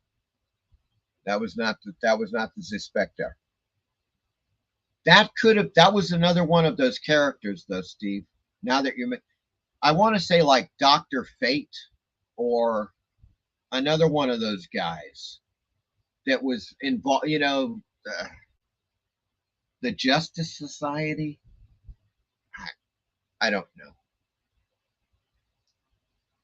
Oh, the cap, my ball cap. Yeah, I just shaved my head, guys, so I thought I would show you my chrome dome. You know what I'm saying? Because look, come on, I'm a Telly Savalas kind of guy. Come on, man. I don't have a Tootsie Pop, but I have a lifesaver. How about that?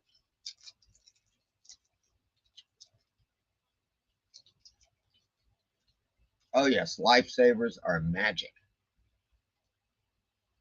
Yes. Yes, I think it was Dr. Fate. Yes, I believe so. Steph knows. Right there. Well, folks, guess what? Yes, it's right. You're right. It's Tubi time. Tubi doo.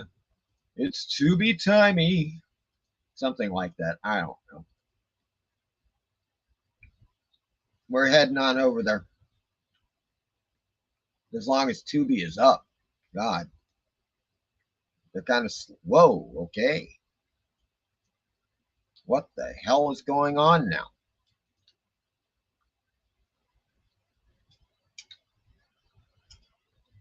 Hold on, folks.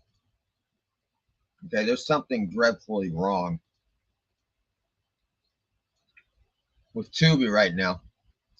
Fortunately, I've got the queue already saved.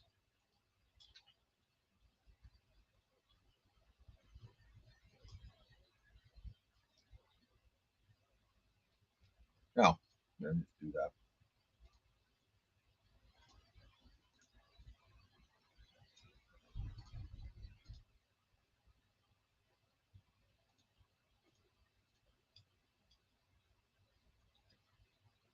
There you go, folks. We begin tonight with probably the most outrageous film on Tubi right now. It is a 1976 film called Chatterbox.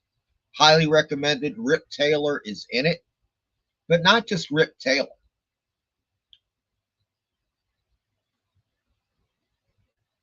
Erwin Corey is in this. Larry Gelman. Check it out. With help from her show business shrink, the highly unusual talent a young starlet just discovered between her legs becomes a box office goldmine. Yes, folks. It's a certain body part that can not only can talk, but sing very well. And this film is called Chatterbox. You have to see it to believe it. And right now we're going to watch a little trailer to it.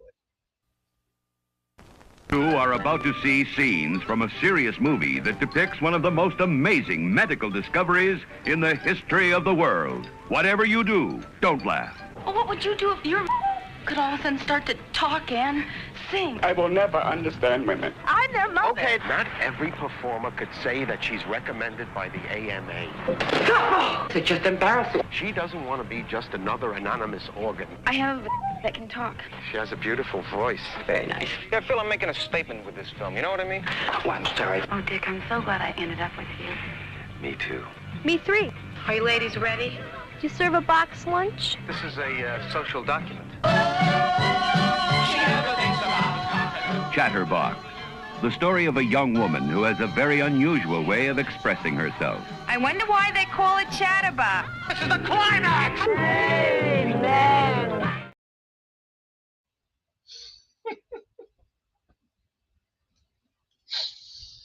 Folks, it is now on Tubi. You know, it may not be your cup of tea, but number one, it is funny.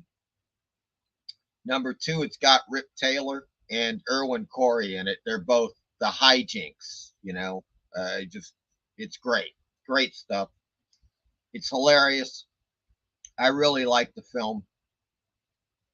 Highly recommended. Chatterbox, now on Tubi. And this one is another great one, a documentary called At the Drive-In.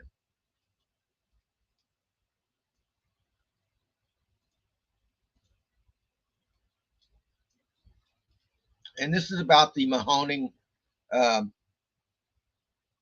Drive-In Theater, the underdog story of a group of quirky film fanatics fighting to keep a dying drive-in theater in rural Pennsylvania alive. There it is, At the Drive-In, a great homage to the drive-in cinema. And we got a little trailer for you right. Good evening, folks, and a hearty welcome to our drive-in theater. A drive-in movie theater is back in Carbon County despite talk it would have to fold after being unable to purchase a digital projector. The manager here says if they are still unable to purchase a digital projector for next season, one option would be to run this as a classic drive-in, playing older movies still available on 35mm film. Good evening, ladies and gentlemen, and welcome to the Mahoning Drive-In Theater, one of the largest and oldest drive-ins with one of the largest screens left in the United States. We haven't taken paychecks yet because we want to put everything back into the drive-in. Everybody wants to make money. Nobody wants to do it for free. But the idea is to save the drive-in and to keep it going. So all three of us, we worked for free last year, basically. I'm going down 443 and I see the marquee, the big red arrow. Now I thought, first impression was, oh, abandoned drive-in. I should go check that out. It's cool to be a part of this because it's like you're a part of movies in kind of like a different way. You really feel like you're part of this bigger thing. We're here purely out of love of film, purely out of love of this history that the drive-in has. And yeah, there's no other way to say it besides it's a passion project to the extreme. And when you think about the power of nostalgia, there's this ache, as Don Draper in Mad Men described it, an ache to go there again. And so someone who has not, for example, had the original drive-in theater experience might truly ache to have wished they could have.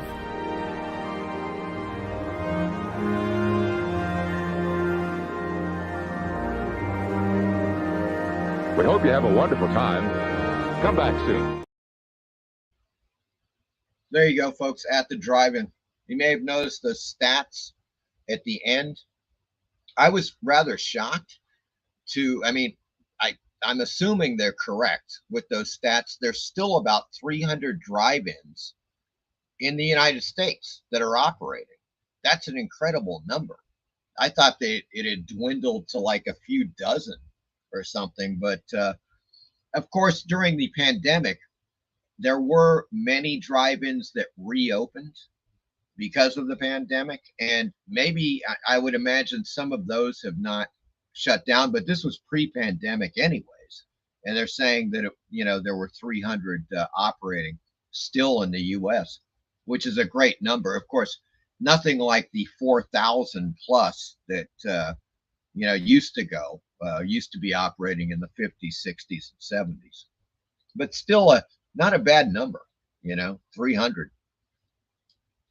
So a great documentary about drive-ins and the Mahoning drive-in in particular. Really well worth watching. And for those who are new to Tubi, I'm dropping the link to Tubi in the chat right now. Now this one, I don't know what to tell you. It's a weird one. 1986, The Fantasist. I can't recommend it, but we have to look at the description of this thing because it's pretty hilarious. Okay, The Fantasist, 1986. A young Dublin woman is caught in the web of a serial killer who charms his victims over the telephone before stabbing them in the nude. Okay, so is he stabbing them when he's nude, or is he stabbing them when they're nude? That's my question right there with that. In any case, no, I watched a bit of it and it was pretty damn boring. So that's The Fantasist, folks. Now, on the other hand, Reptilicus, 1957. What can be said about Reptilicus? Well, a few things, actually. A frozen prehistoric fossil is found and given to scientists who then revive it. The monster grows to gigantic size and goes on a citywide rampage. Yes, folks, it's Reptilicus. Now, this is one of those movies I remember as a kid. It kind of scared me because of the way that the monster grew. And you'll see that because, well, of course, I have the trailer for you right now, which kind of gets into the grisly details of how this creature actually grows to be the monster that it does.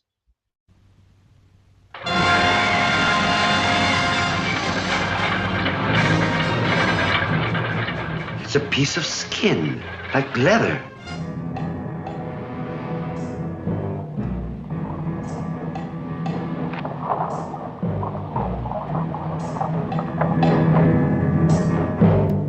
It's alive! It's loose! You have been invited here to see for yourselves one of the most amazing events in the annals of scientific history.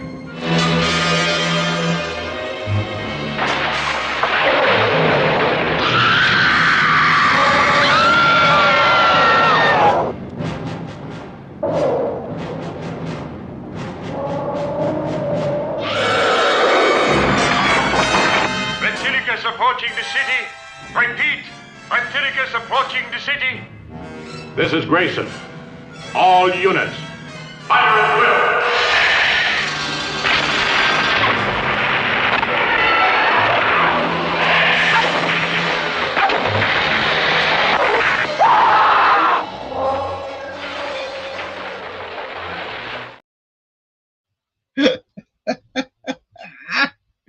Okay, that's one of the cheapest freaking giant monsters I've ever seen in my life, okay? When it comes right down to it.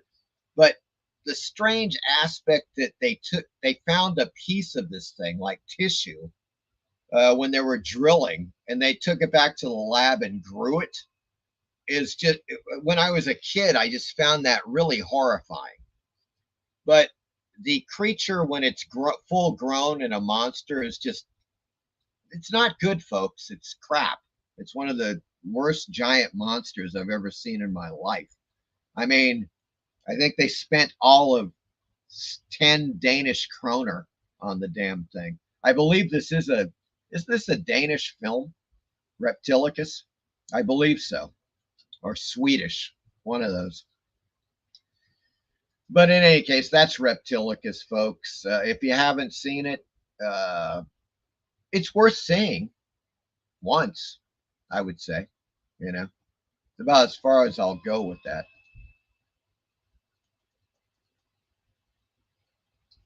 Let's check back to the comments, shall we? I know a few people have chimed in.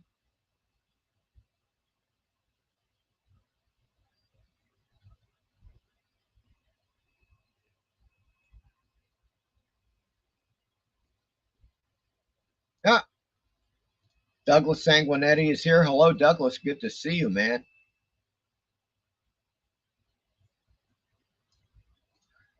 Werewolf says, I don't need a wife with two opinions.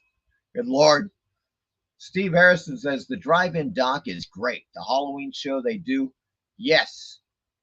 God, I'm glad you mentioned that, Steve. You guys, I almost screwed this up totally. The thing about the Mahoning, and it brings us back to all kinds of stuff, which is totally great. But check this out. I went to the Mahoning website. Here we go. And found out that, yes, one of our favorites. We were just talking about this guy last week, Bruce Campbell. He had a special show in 2020 at this was a pandemic show. It was Bruce Campbell's Keep Your Distance tour. So he was still touring, and he was doing drive-in theaters, 2 groovy nights, 6 films, and the man himself, baby. There you go. Bruce Campbell at the Mahoning Drive-In, which is quite groovy right there. So I just had to bring that back in. So the Mahoning, they get all kinds of people to show up for special screenings of films and so forth. And obviously here they had Bruce Campbell at the Mahoning Drive-In, which is fantastic. If I lived in that area, I would definitely be checking out this drive-in a lot. There's no doubt about that, folks. But let me get back to the chat here because I know people have come in with more chattery. Douglas says, I love drive-ins. I want to visit this one. They show great films. Yeah, they always have a really great lineup. Somebody says, I love it. Yes, fantastic drive-in. Easy Comic Reader says, I'm fortunate enough to live in an area that still has a drive-in. That is fantastic. I'm definitely watching this doc. It is well worth it. Stephanie says, I think having the drive-ins on the East Coast is way safer than in Los Angeles. Yes, you're correct. Although, you know, when I was a kid, we moved to California. I lived in Lancaster up in the high desert, about 70 miles above Los Angeles. And we had a couple of drive-ins. This was I'm a kid in the 1970s. We used to go to drive-ins all the time. There was the Jet Drive-In. There was the Palmdale Drive-In. And I believe there was one more. They're all gone, unfortunately, But good times. Good times. There is the link once again for people unfamiliar with Tubi. That is tubitv.com, folks. Douglas says, there are still 2 open near me. Wow. PBR says, I remember the drive-in as a kid. We have one here. You tune in on the FM station and set the channel for the audio. Yes. Yes. That is how we used to do it. No, wait a second. No, we had the speakers. First there was, they attached you attach the speakers to your door, your car door.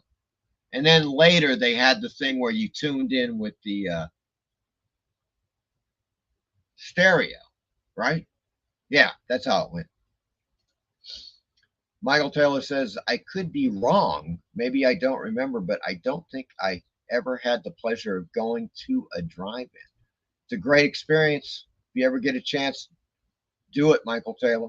Steve says, I went as a teen to the drive-in every weekend and never saw a movie. Not a complaint. Woohoo! Steve is getting some action at the drive-in. And we're not talking the concession stand here, folks. Or maybe we are. I don't know. But Stephanie says, I like the speaker you pull into your car. Yes. Reptilicus is great, cheesy fun. It is. If you're expecting that, you're going to love it. Gary says, me and my family went to a local drive-in from the time I was 6 until about a year after I graduated. Steve says, saw Reptilicus with my mom in 1965 at the 3 for a Dime Rialto Theater. Stephanie says, that doesn't look too bad. Well, I am kind of, it's one of those things. It's the 1950s. I'm comparing it, for example, to Godzilla, the Toho Studios films. I mean, there's just not even a comparison with that. And that's the thing, you know, big monsters, puppetry, monster puppetry like that. It's still entertaining, Stephanie. Don't get me wrong. It's worth seeing definitely once.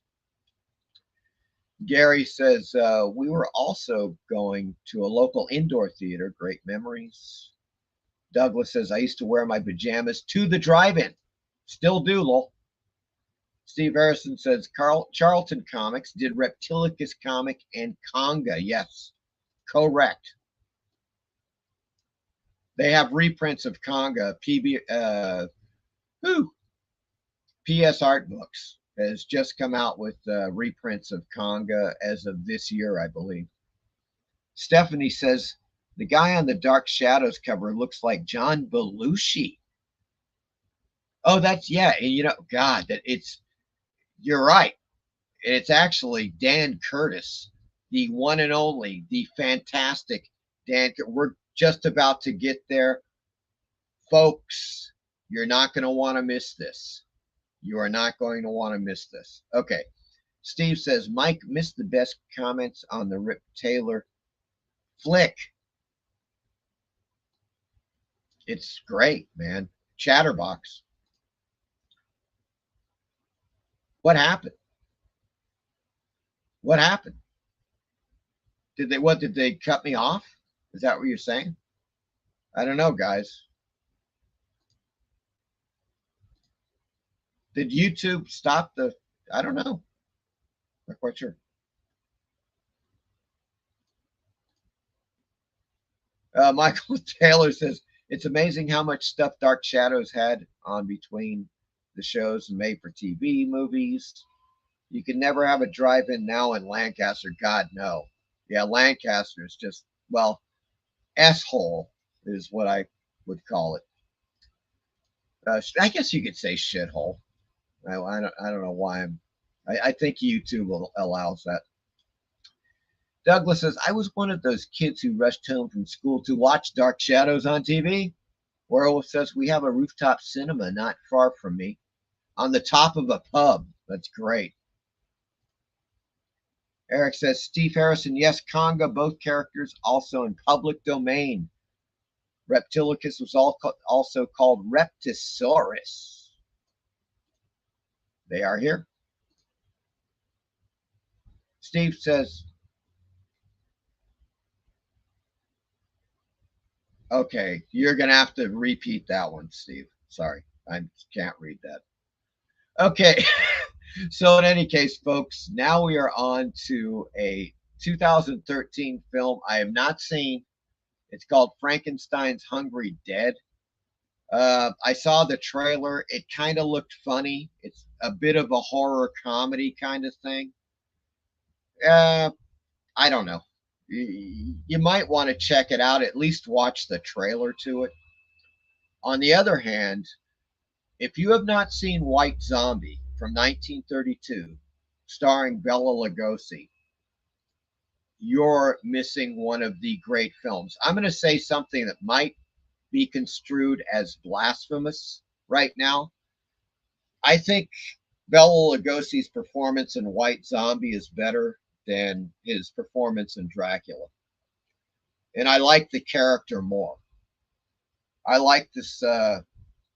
He plays, as they say here, a sinister voodoo master. And he is fantastic. White Zombie. It is one hell of a film. When a wealthy plantation owner becomes obsessed with a beautiful but unattainable woman, he strikes a devil's bargain with a sinister voodoo master. Just a stunning film, folks. It's an hour and 6 minutes long. And guess what? Yeah, you're absolutely right. I have got the trailer. It's a beautiful trailer. Check this out. From Haiti, land of the voodoo, comes the most infamous cult of all. Bela Lugosi as Murder Legendre. I see death. Master of the undead damned. The sinister power behind the White Zombie.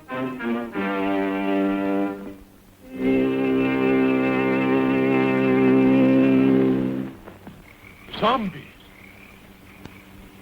Yes, they are my servants. This soul killer takes men from their graves to be his slaves. His instruments of terror, and now this fiend plots to possess a woman. Only a pinpoint, Monsieur Beaumont, in a glass of wine, or perhaps a flower. Keep it, monsieur. Keep it. You may change your mind. Not dead? Are you mad? I saw her die. The doctor signed the certificate. I saw them bury her. Captive in the borderland between life and death. Her brain drained of the life spark. The white zombie obeys the unholy commands of her demon master.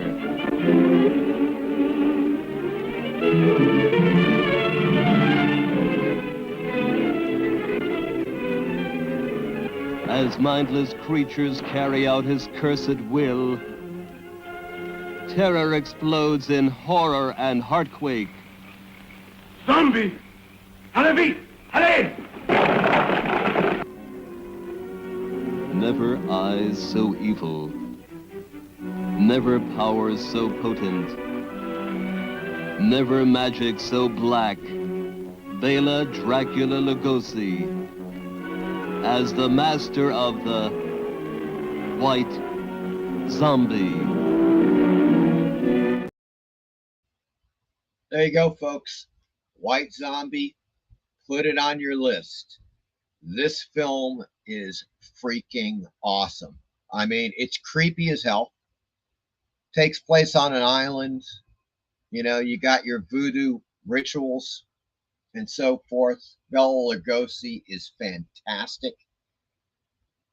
It's been years since I've seen the film. I just rewatched it on TUBI, and I remember just how great it was. You know, it's one of those films that, yeah, I think it's probably gonna be an annual viewing for me. It's just so good.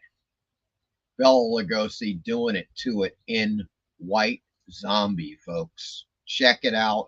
You will be glad you did. On the other hand, I can't say that for Voodoo Black Exorcist. From White Zombie to Voodoo Black Exorcist, folks, and it was a bad move.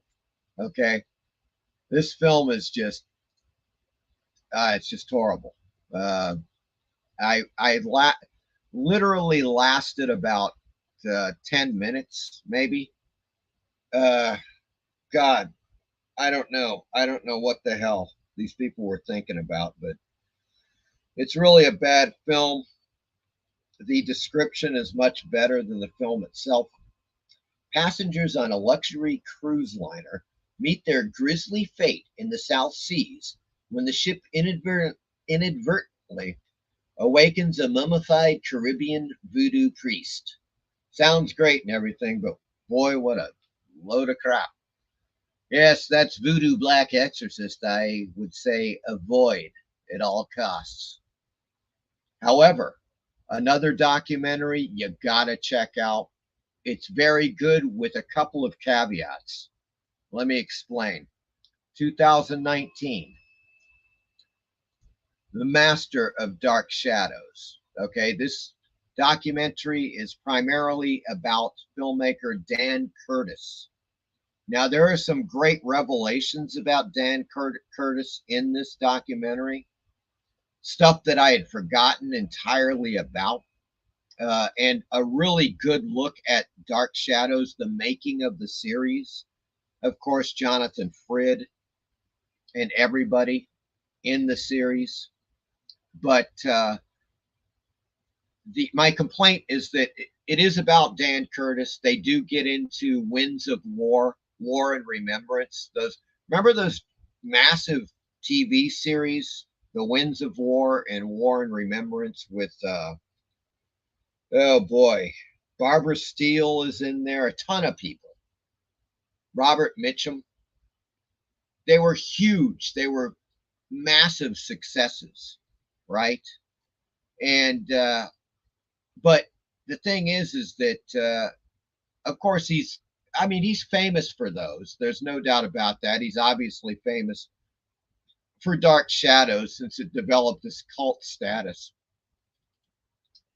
But sadly, they just gloss right over some of the greatest films he ever made. And those were the Night Stalker films, beginning with The Night Stalker, starring Darren McGavin, which for years was the highest Nielsen rated TV movie, made for TV movie ever in the history of television.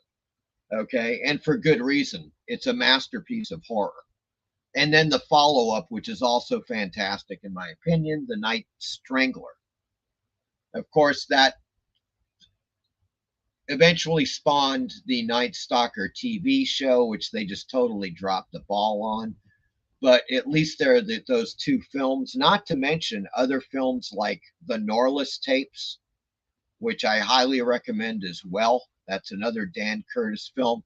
Of course, his take on Dr. Jekyll and Mr. Hyde, starring Jack Palance. Whew!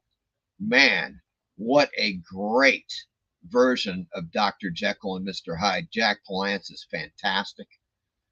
But they spend literally a minute on all of those. Trilogy of Terror, they spend like 30 seconds on it. It's just like, oh yeah, he made this Trilogy of Terror. Yeah, okay. And moving on to something else. I don't know, So in that respect, it's disappointing.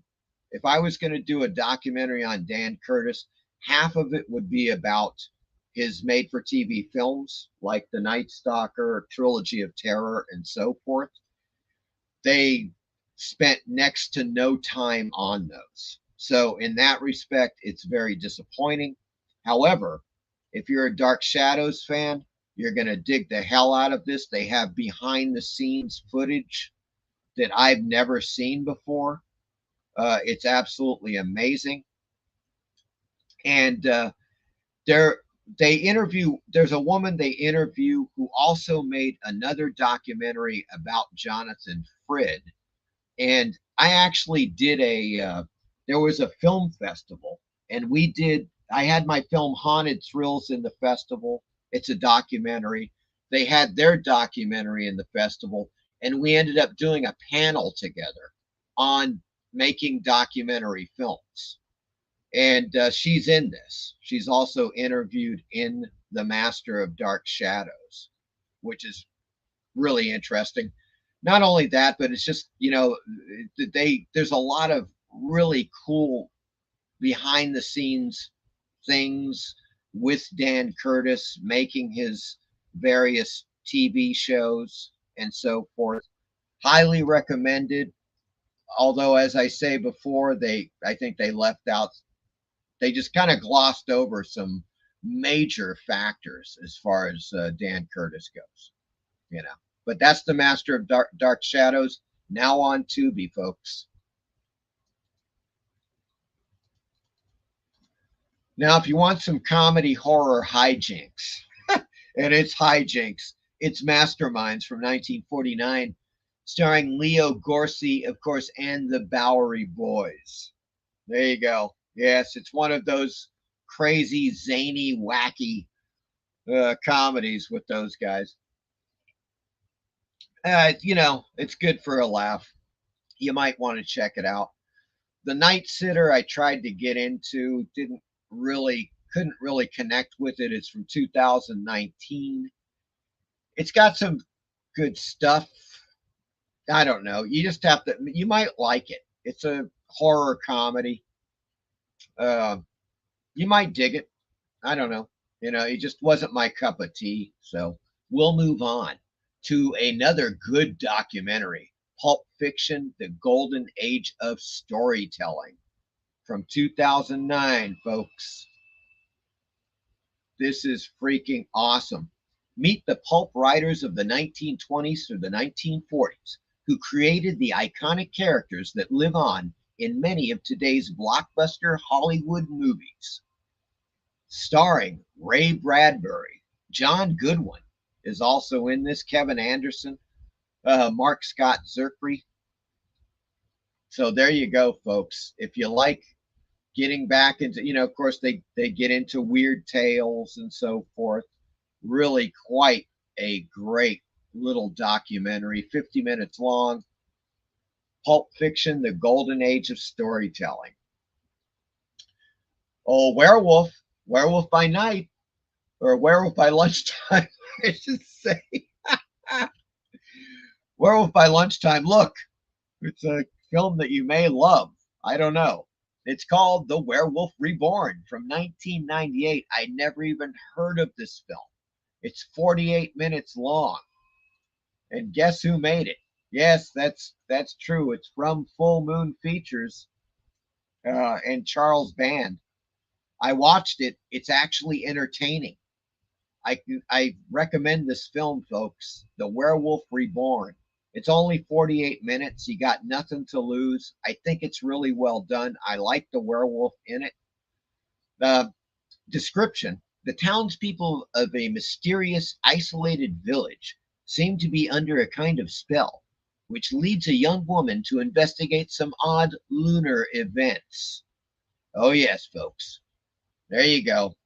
Very interesting flick. I enjoyed it, Once again, I like the werewolf. I love this freaking cover art. Are you kidding me? Check that cover art out. That is just beautiful. Really cool stuff, man. The Werewolf Reborn. Recommended, folks.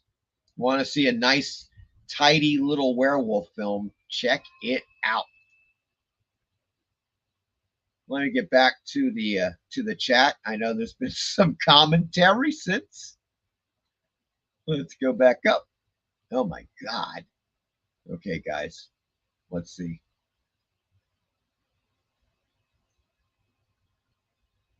I'm not even sure where I left off.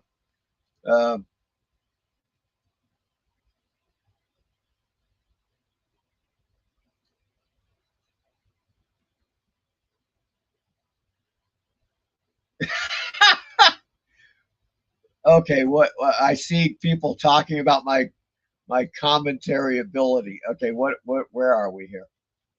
Now we left off with "They Are Here" from Stephanie. And then Steve Harrison said something unintelligible. That's exactly where I left off. So, oh yeah, I love Dark Shadows, especially Angelique. Steve says, I give up. We made raunchy comments you missed on the Rip Taylor flick. Okay. Chatterbox, of course. Oh God. Yeah, you guys are there's too many comments, folks.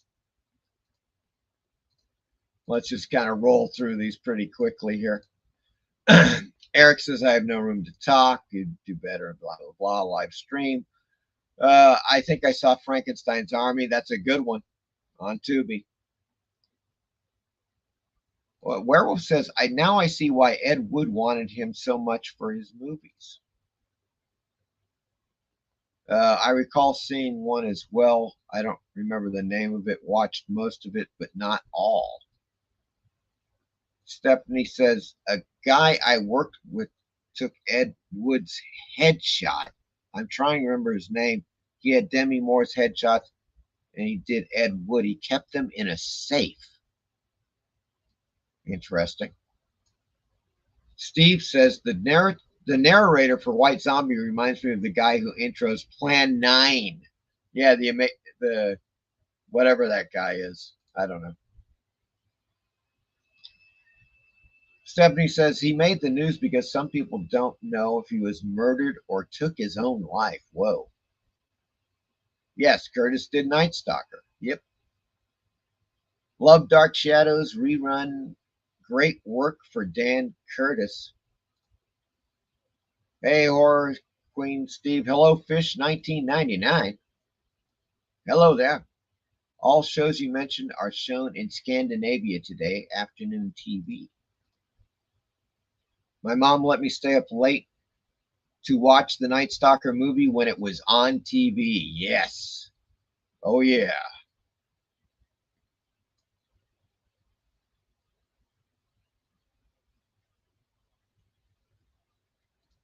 Fish says Night Stalker is good for old TV, beats the shit out of most of new TV. I want to see Master of Dark Shadows. Golden Age sounds good. Yes, it's a good documentary. Werewolf sounds good too. Yes. 48 minutes, Stephanie. You see? I mean, there's just literally no accounting for minutes. Now, granted, Full Moon Entertainment is known for doing that. They'll make like rather short feature films, like very short, or long short films, if you will. Pulp Fiction, yeah. You got to check it out, guys. It's really quite good. Charles Band Lord, yes. It's that guy. Yeah, Tubi has fantastic docs. I don't know. That's a good question. Eric is still waiting on Werewolf versus Nudist Colony. Douglas says practical effects or CGI on the Werewolf Reborn film. All practical, Douglas. There are a couple of I shouldn't give it away.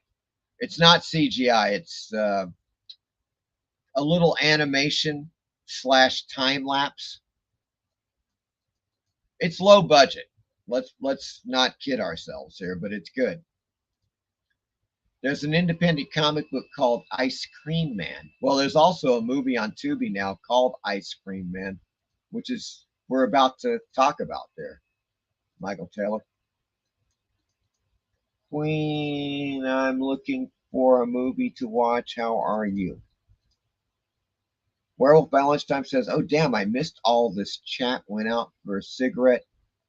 Miss Werewolf said, they mentioned you. Yes. It's the werewolf film, Werewolf. 48 minutes ain't no feature film. A feature is 78 minutes, yes. 58 minutes, I don't know. Don't know what they're getting at there. Sometimes 48 minutes can feel like 3 hours. Yes, that is correct. Werewolf says, as you know, I'm up for any Werewolf News Colony movie photo shoots. Well, first you got to talk to Margot Robbie. Now, come on, Werewolf. We got to get Margot Robbie on the scene, okay? Now, check this out, folks. This is another one that you may have not seen on Tubi. You might want to check it out. Why?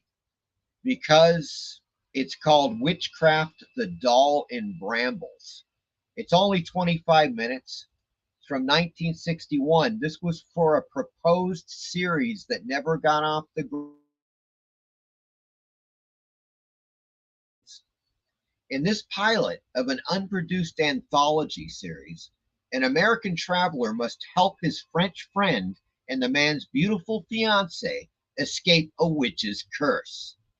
Guess who that person is? The American traveler. Yes, it's Darren McGavin.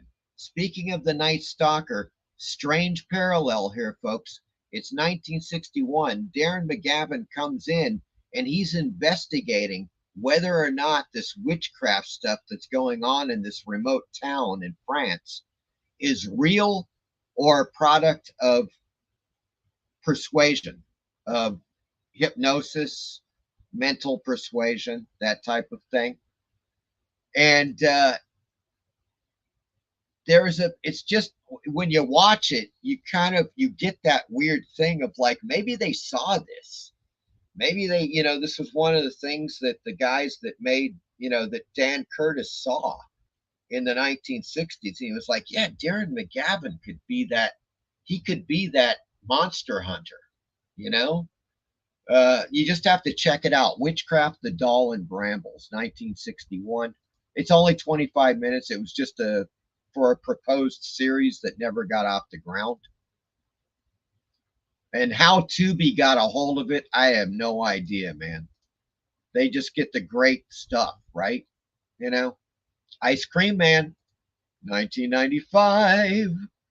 Oh, yes, I'm planning on rewatching this again. I just put it on my list.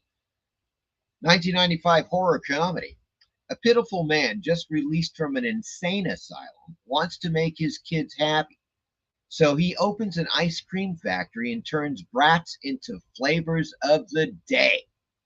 There you go. And of course, starring none other than Clint Howard. Olivia Hussey is also in this film along with Sandal Bergman. Believe it or not, folks.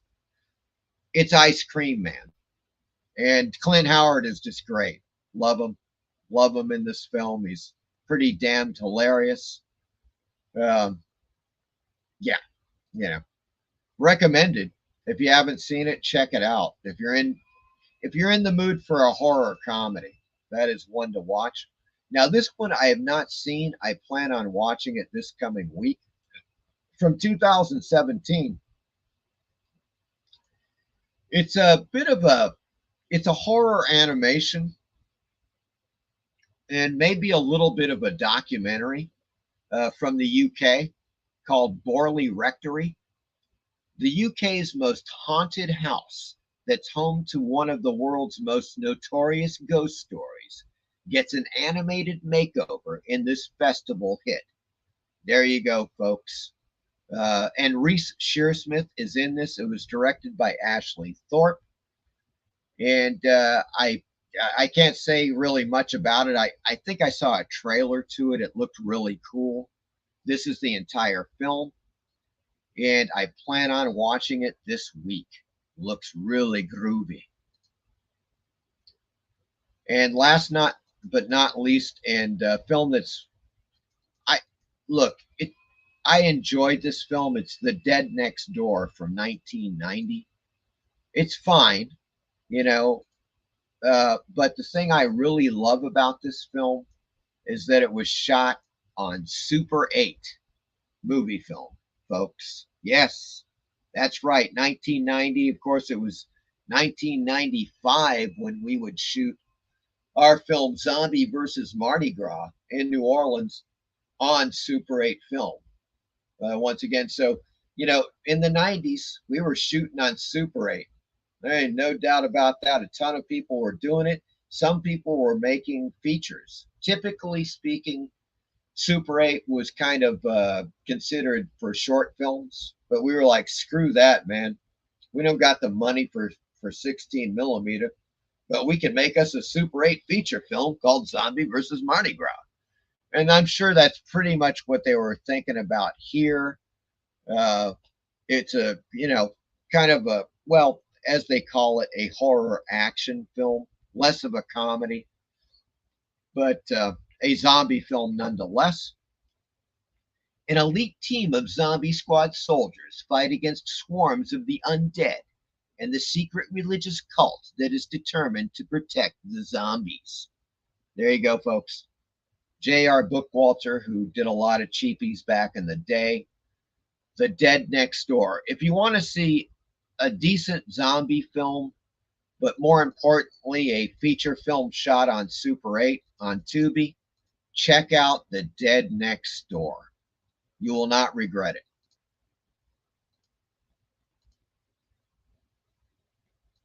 Uh-oh. We got some more comments in here. Good Lord. That's really weird. It did not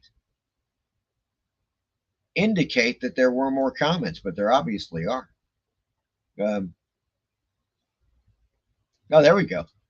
Stephanie said, Ice Cream Man seems like a spoof from Tales from the Crypt episode. It's got that, yeah, it's got that Tales from the Crypt type of vibe. Definitely. She isn't picking up. Okay. Margot. Damn that Margot. Yeah, now with the damn Barbie movie, you know, she thinks she's just too hot, apparently. Stephanie says with Stephen Dorff. Right, that there was a Tales from the Crypt with Stephen. Was it? Or was it Brad Dourif in that Tales from the Crypt with Bill Paxton, where there's the ice cream man, and he's got a Siamese twin on his back. Remember that? Pretty grisly little episode. Michael Taylor, but the moon has to be full, werewolf. Stephanie says, wasn't Darren McGavin in A Christmas Story? You are absolutely right. And yeah, Christmas Story. Shit. There's another great connection with that. The guy, Bob Clark.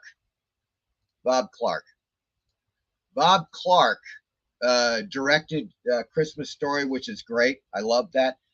Bob Clark also directed Black Christmas, which is one of my favorite horror films from the 70s. Absolutely fantastic film. He also, I don't know what, he may have directed, he either wrote or directed Children Shouldn't Play with Dead Things, which is another one I highly recommend if people have not seen that. I don't know if it's on Tubi. Let me check real quick. I know Black Christmas is on Tubi. You got to check that out. That is Bob Clark, who did A Christmas Story as well. Children Shouldn't Play with Dead Things. No, it's not on here.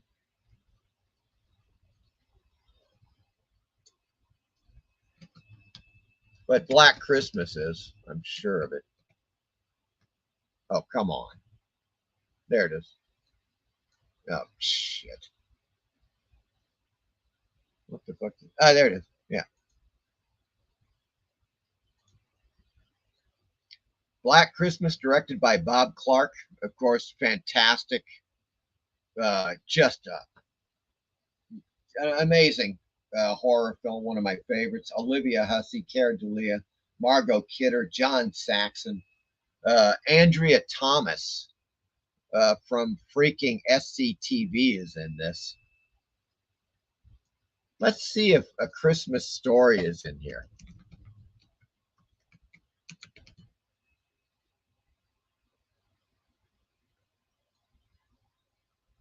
Wasn't that, it was called A Christmas Story, right?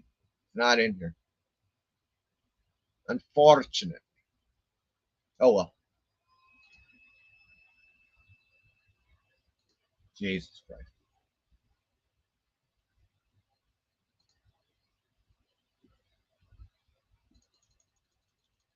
There we go.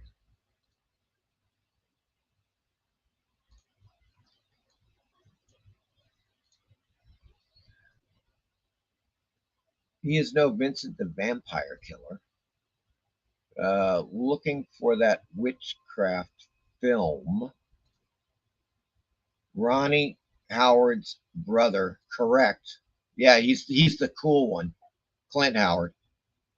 I met him at I had a film showing at a convention, and he was there signing. As a matter of fact, I've got the photo with him.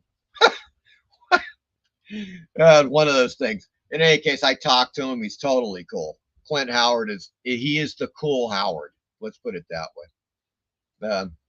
Clint is a writer. He's also been on Steven Crowder's show. Hilarious. Several times, as a matter of fact. Fish 1999 says, just found Witchcraft the Doll in Brambles on YouTube. Yes. Well, there you go. I'm sure it's probably elsewhere. But it's also on Tubi. Michael Taylor says, never saw the movie or read the comic book. I wonder if the comic book was inspired by this movie. Which movie are you talking about? You're going to have to be a little more specific there, Michael Taylor. I've seen that one. Oh, J.R. Bookwater? Is that where you're not good memories of J.R.? I saw it. He did his hand at distributing. One of the two I can't remember. Oh, like Basket Case. Well, yeah, that was Basket Case was Frank Henenlotter. I'm not sure who distributed that, but Stephanie, I want to see Iceman. Okay. I own an antique chair with Stephanie written on. I wonder if it's haunted because the chair rocks on its own sometimes. Or it could just be the wind. You may have a draft in the house, Fish 1999. Yes, good one. You mean Iceman the Killer? Are you for real? I love that guy.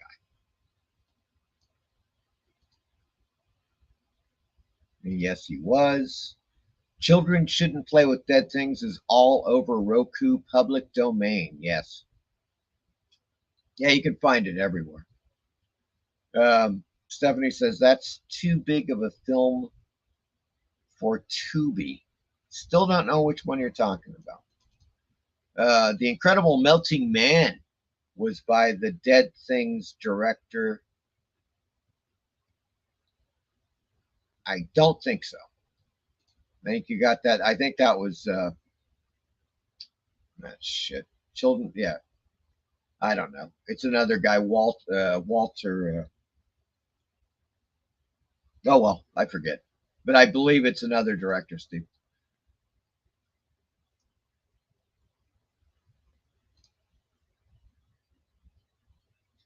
Yes, I want to see Iceman. Okay, Iceman. Now that's one of your films, Stephanie. That's what I'm trying to get at here. That sounds familiar. I think I saw that in your IMDb listing. Am I correct?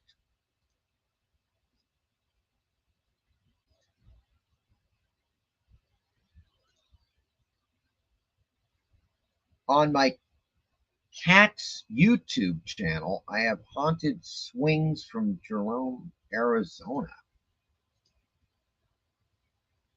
Eric says, please check out and subscribe to my channel. Have been delayed with videos and live streams, but we'll get back to it soon. There you go, folks. Check out Eric's channel. Link is in the chat, as you see there.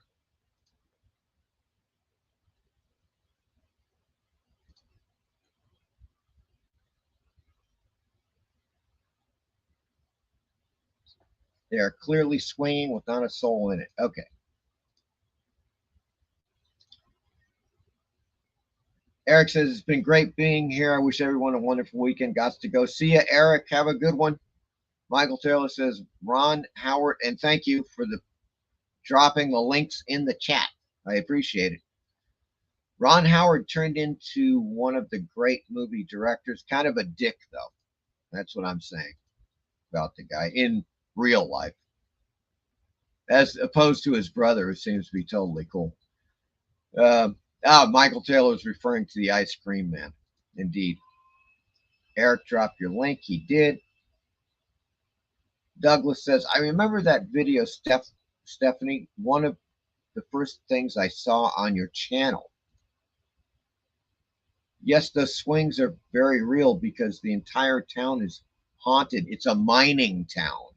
Whoa, cool. Very cool. Maybe it is the wind. Thanks, never thought of that horror. You never know. It also could be, I mean, there's a variety of things that could actually, I mean, it could be a specter that's haunting your chair. That's obvious. But it also could be the house settling. That's another factor. When the house, when houses settle, and they always do, it can cause movement independently in objects throughout the house. And it also, of course, can be a draft, or it can be wind or something like that. Iceman is the hired killer in real life. Oh, I gotcha. I know the guy. He's that old dude. Was that the one? I think I know. the thing you're talking about there.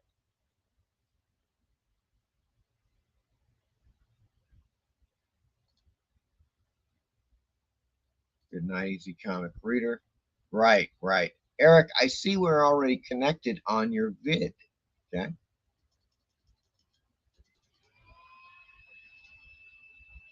I put the link for the swings, not sure if allowed. Yeah, it's not, I don't think it's going to show up,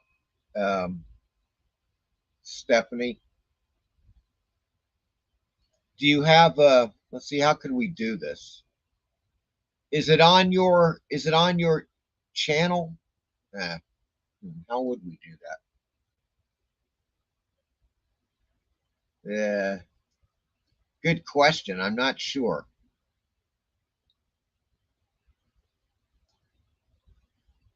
Hold on. What the fuck? Okay.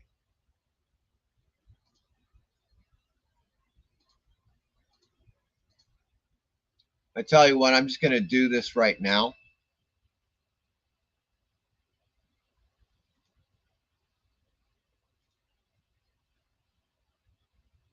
I'm loading the, oh, and don't forget, folks, please smash that like button. Do me a favor. Hit the like if you haven't already. And subscribe if you haven't already. That would be a great help. I'm waiting for the, there we go. There we go. Okay, well, you just emailed me, but I'm going to add you as a moderator.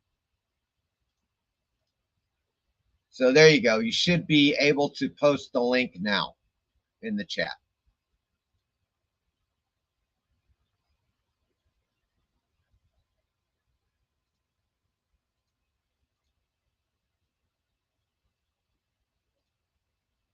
Michael Taylor says, All-American boy Richie Cunningham is a dick in real life. Going to, Douglas says, going to sign off. Good night, everyone. It was fun. Good night, Douglas. We'll see you later.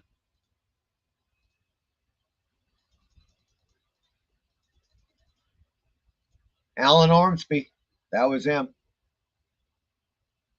Star of Children Shouldn't Play with Dead Things. Girl, it was the other guy. I just keep forgetting his name that did Incredible Melting Man.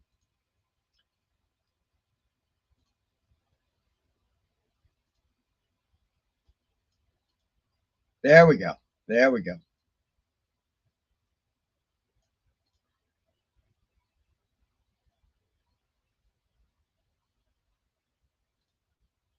There you go, folks. Stephanie just posted the link in the chat.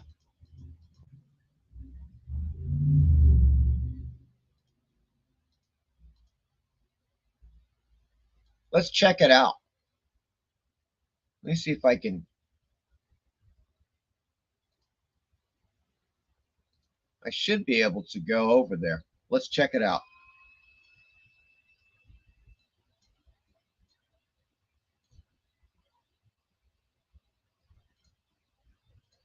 Or maybe not.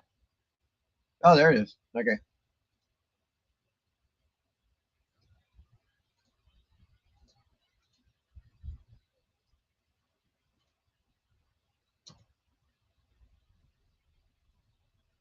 Oh, here it is.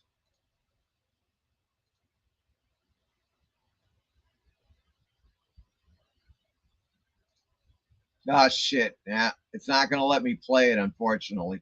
But there it is, folks. If you want to check out the Haunted Swings, check out that link in the chat that Stephanie just put in there.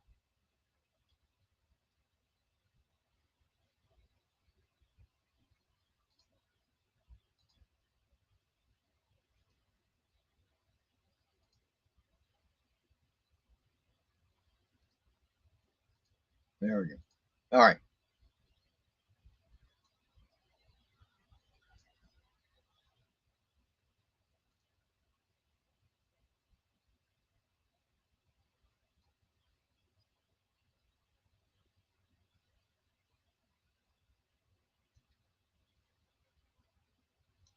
Okay, Fish 1999 says, watching the swings haunted for sure.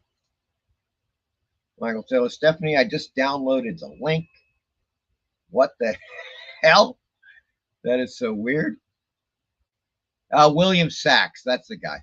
Yeah, Melting Man director. Thank you.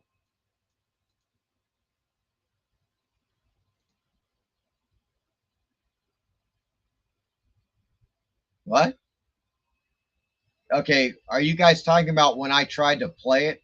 Yeah, okay, what happens is that when I'm live in StreamYard, sometimes it does not want to play an external video on YouTube. That's why I typically download all of the videos that I want to play and I put them on StreamYard, because often it refuses to actually play the video. So you guys are going to have to go over there and watch it, because it will not play from my end.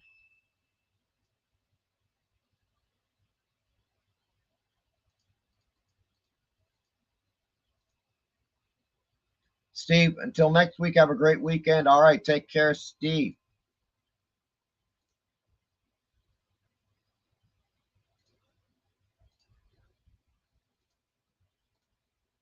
Excellent. All right, folks. Well, that was pretty much the entire program right there. I hope you guys enjoyed tonight and seeing these new TUBI films that are up there. I highly recommend, of course, you know, as far as the documentaries go, the Dan Curtis documentary is great. Once again, Witchcraft Doll and the Brambles is interesting. You know, the Pulp Fiction documentary is really cool. I did like the Werewolf Reborn. It's really quite good. White Zombie.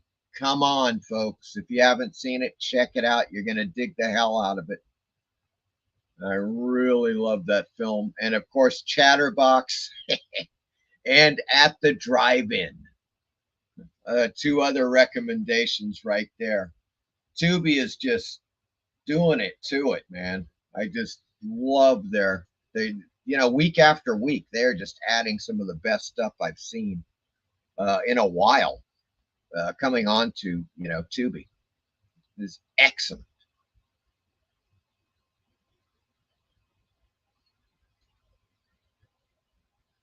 Okay, hold on now. Did I put this? I saw the haunted swings look seriously haunted because only one swing moved. Stephanie says, and they swing all the time with no one there. Look up Jerome, Arizona, most haunted city in America. Whoa. Okay. Fish 1999 says, thank you, horror. Great show. Thank you for being here, Fish 1999. I greatly appreciate it. Mike and Chad, have a good weekend. Thank you, Michael Taylor. Always fun and informative, Mike. Good to be back. Good to see you back. Easy comic reader. Stephanie says, I moved to AZ for 7 months and came back to California, but lived near Jerome in Rottenwood. Okay. I love Jerome, though. That's a trip. I'm going to have to look into that. I was not aware that it's considered so haunted. Stephanie. Gary says, great show, Mike. All of you have a wonderful weekend. Small 5,000 elevation. Okay.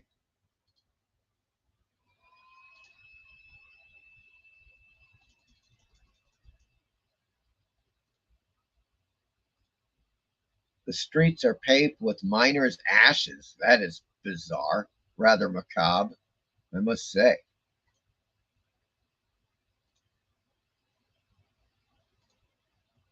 Stephanie says, the asylum, 9,000 people died there.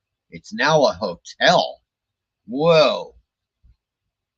Now that's quite an interesting fact. That is just bizarre. Whoa. Now, is it like a tourist hotel, Stephanie, is it popular and people go there, and or is it just like a typical hotel, and people go there to experience paranormal phenomena.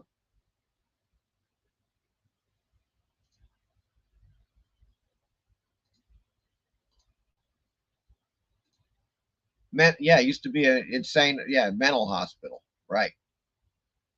But is it like an upscale hotel, or is it just like a normal hotel people just go to, you know? Oh yeah, people go there for paranormal stuff. I gotcha. I gotcha. Oh, I totally stay there. Are you kidding? That sounds freaking great. That would be I think quite an interesting experience, really, you know. I gotcha. A normal hotel, but it's hyped. Go to, okay. I'll check it out, Stephanie. I will check it out.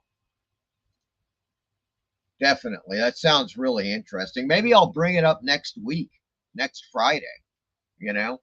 It sounds intriguing to look in. If you've got any other links or info on it, Stephanie, please send me some info. Maybe we could do something on it. It sounds really cool. All right, Werewolf. Take care, man. All right, guys. Okay. Excellent, Stephanie. That sounds good. Look, if you're interested, maybe we'll do a segment on it next week if you want to come on for a segment or something next Friday, and we'll cover the hotel in Jerome, Arizona, because I'm not familiar with it at all. This is like the first time I've heard about it. But I'm definitely gonna check into it. I just haven't. It just seems somebody must have made a movie about it, right? Or a documentary about that hotel. Maybe. I'll have to check that out. Okay, guys. Oh well, yes, you need to look at it. Okay. Yeah, nobody's made anything. That's incredible. What a trip. Huh. Well, we'll have to check it out. Yeah. Hotel in Jerome, Arizona. That is bizarre. I know Ghost Adventures were there, I think. Okay.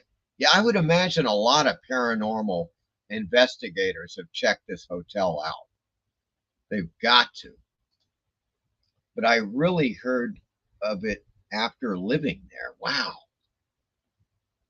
Interesting. Well, that's piqued my curiosity, and no doubt about that. Okay, everyone. That concludes tonight's show.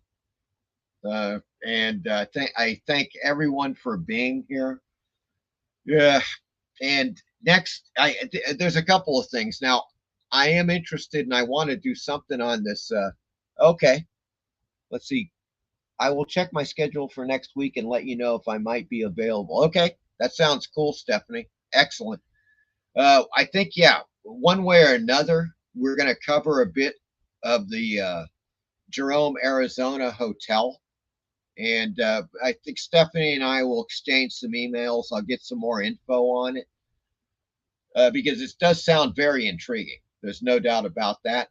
Also, let me get rid of this. Next week, folks, get ready for a shock.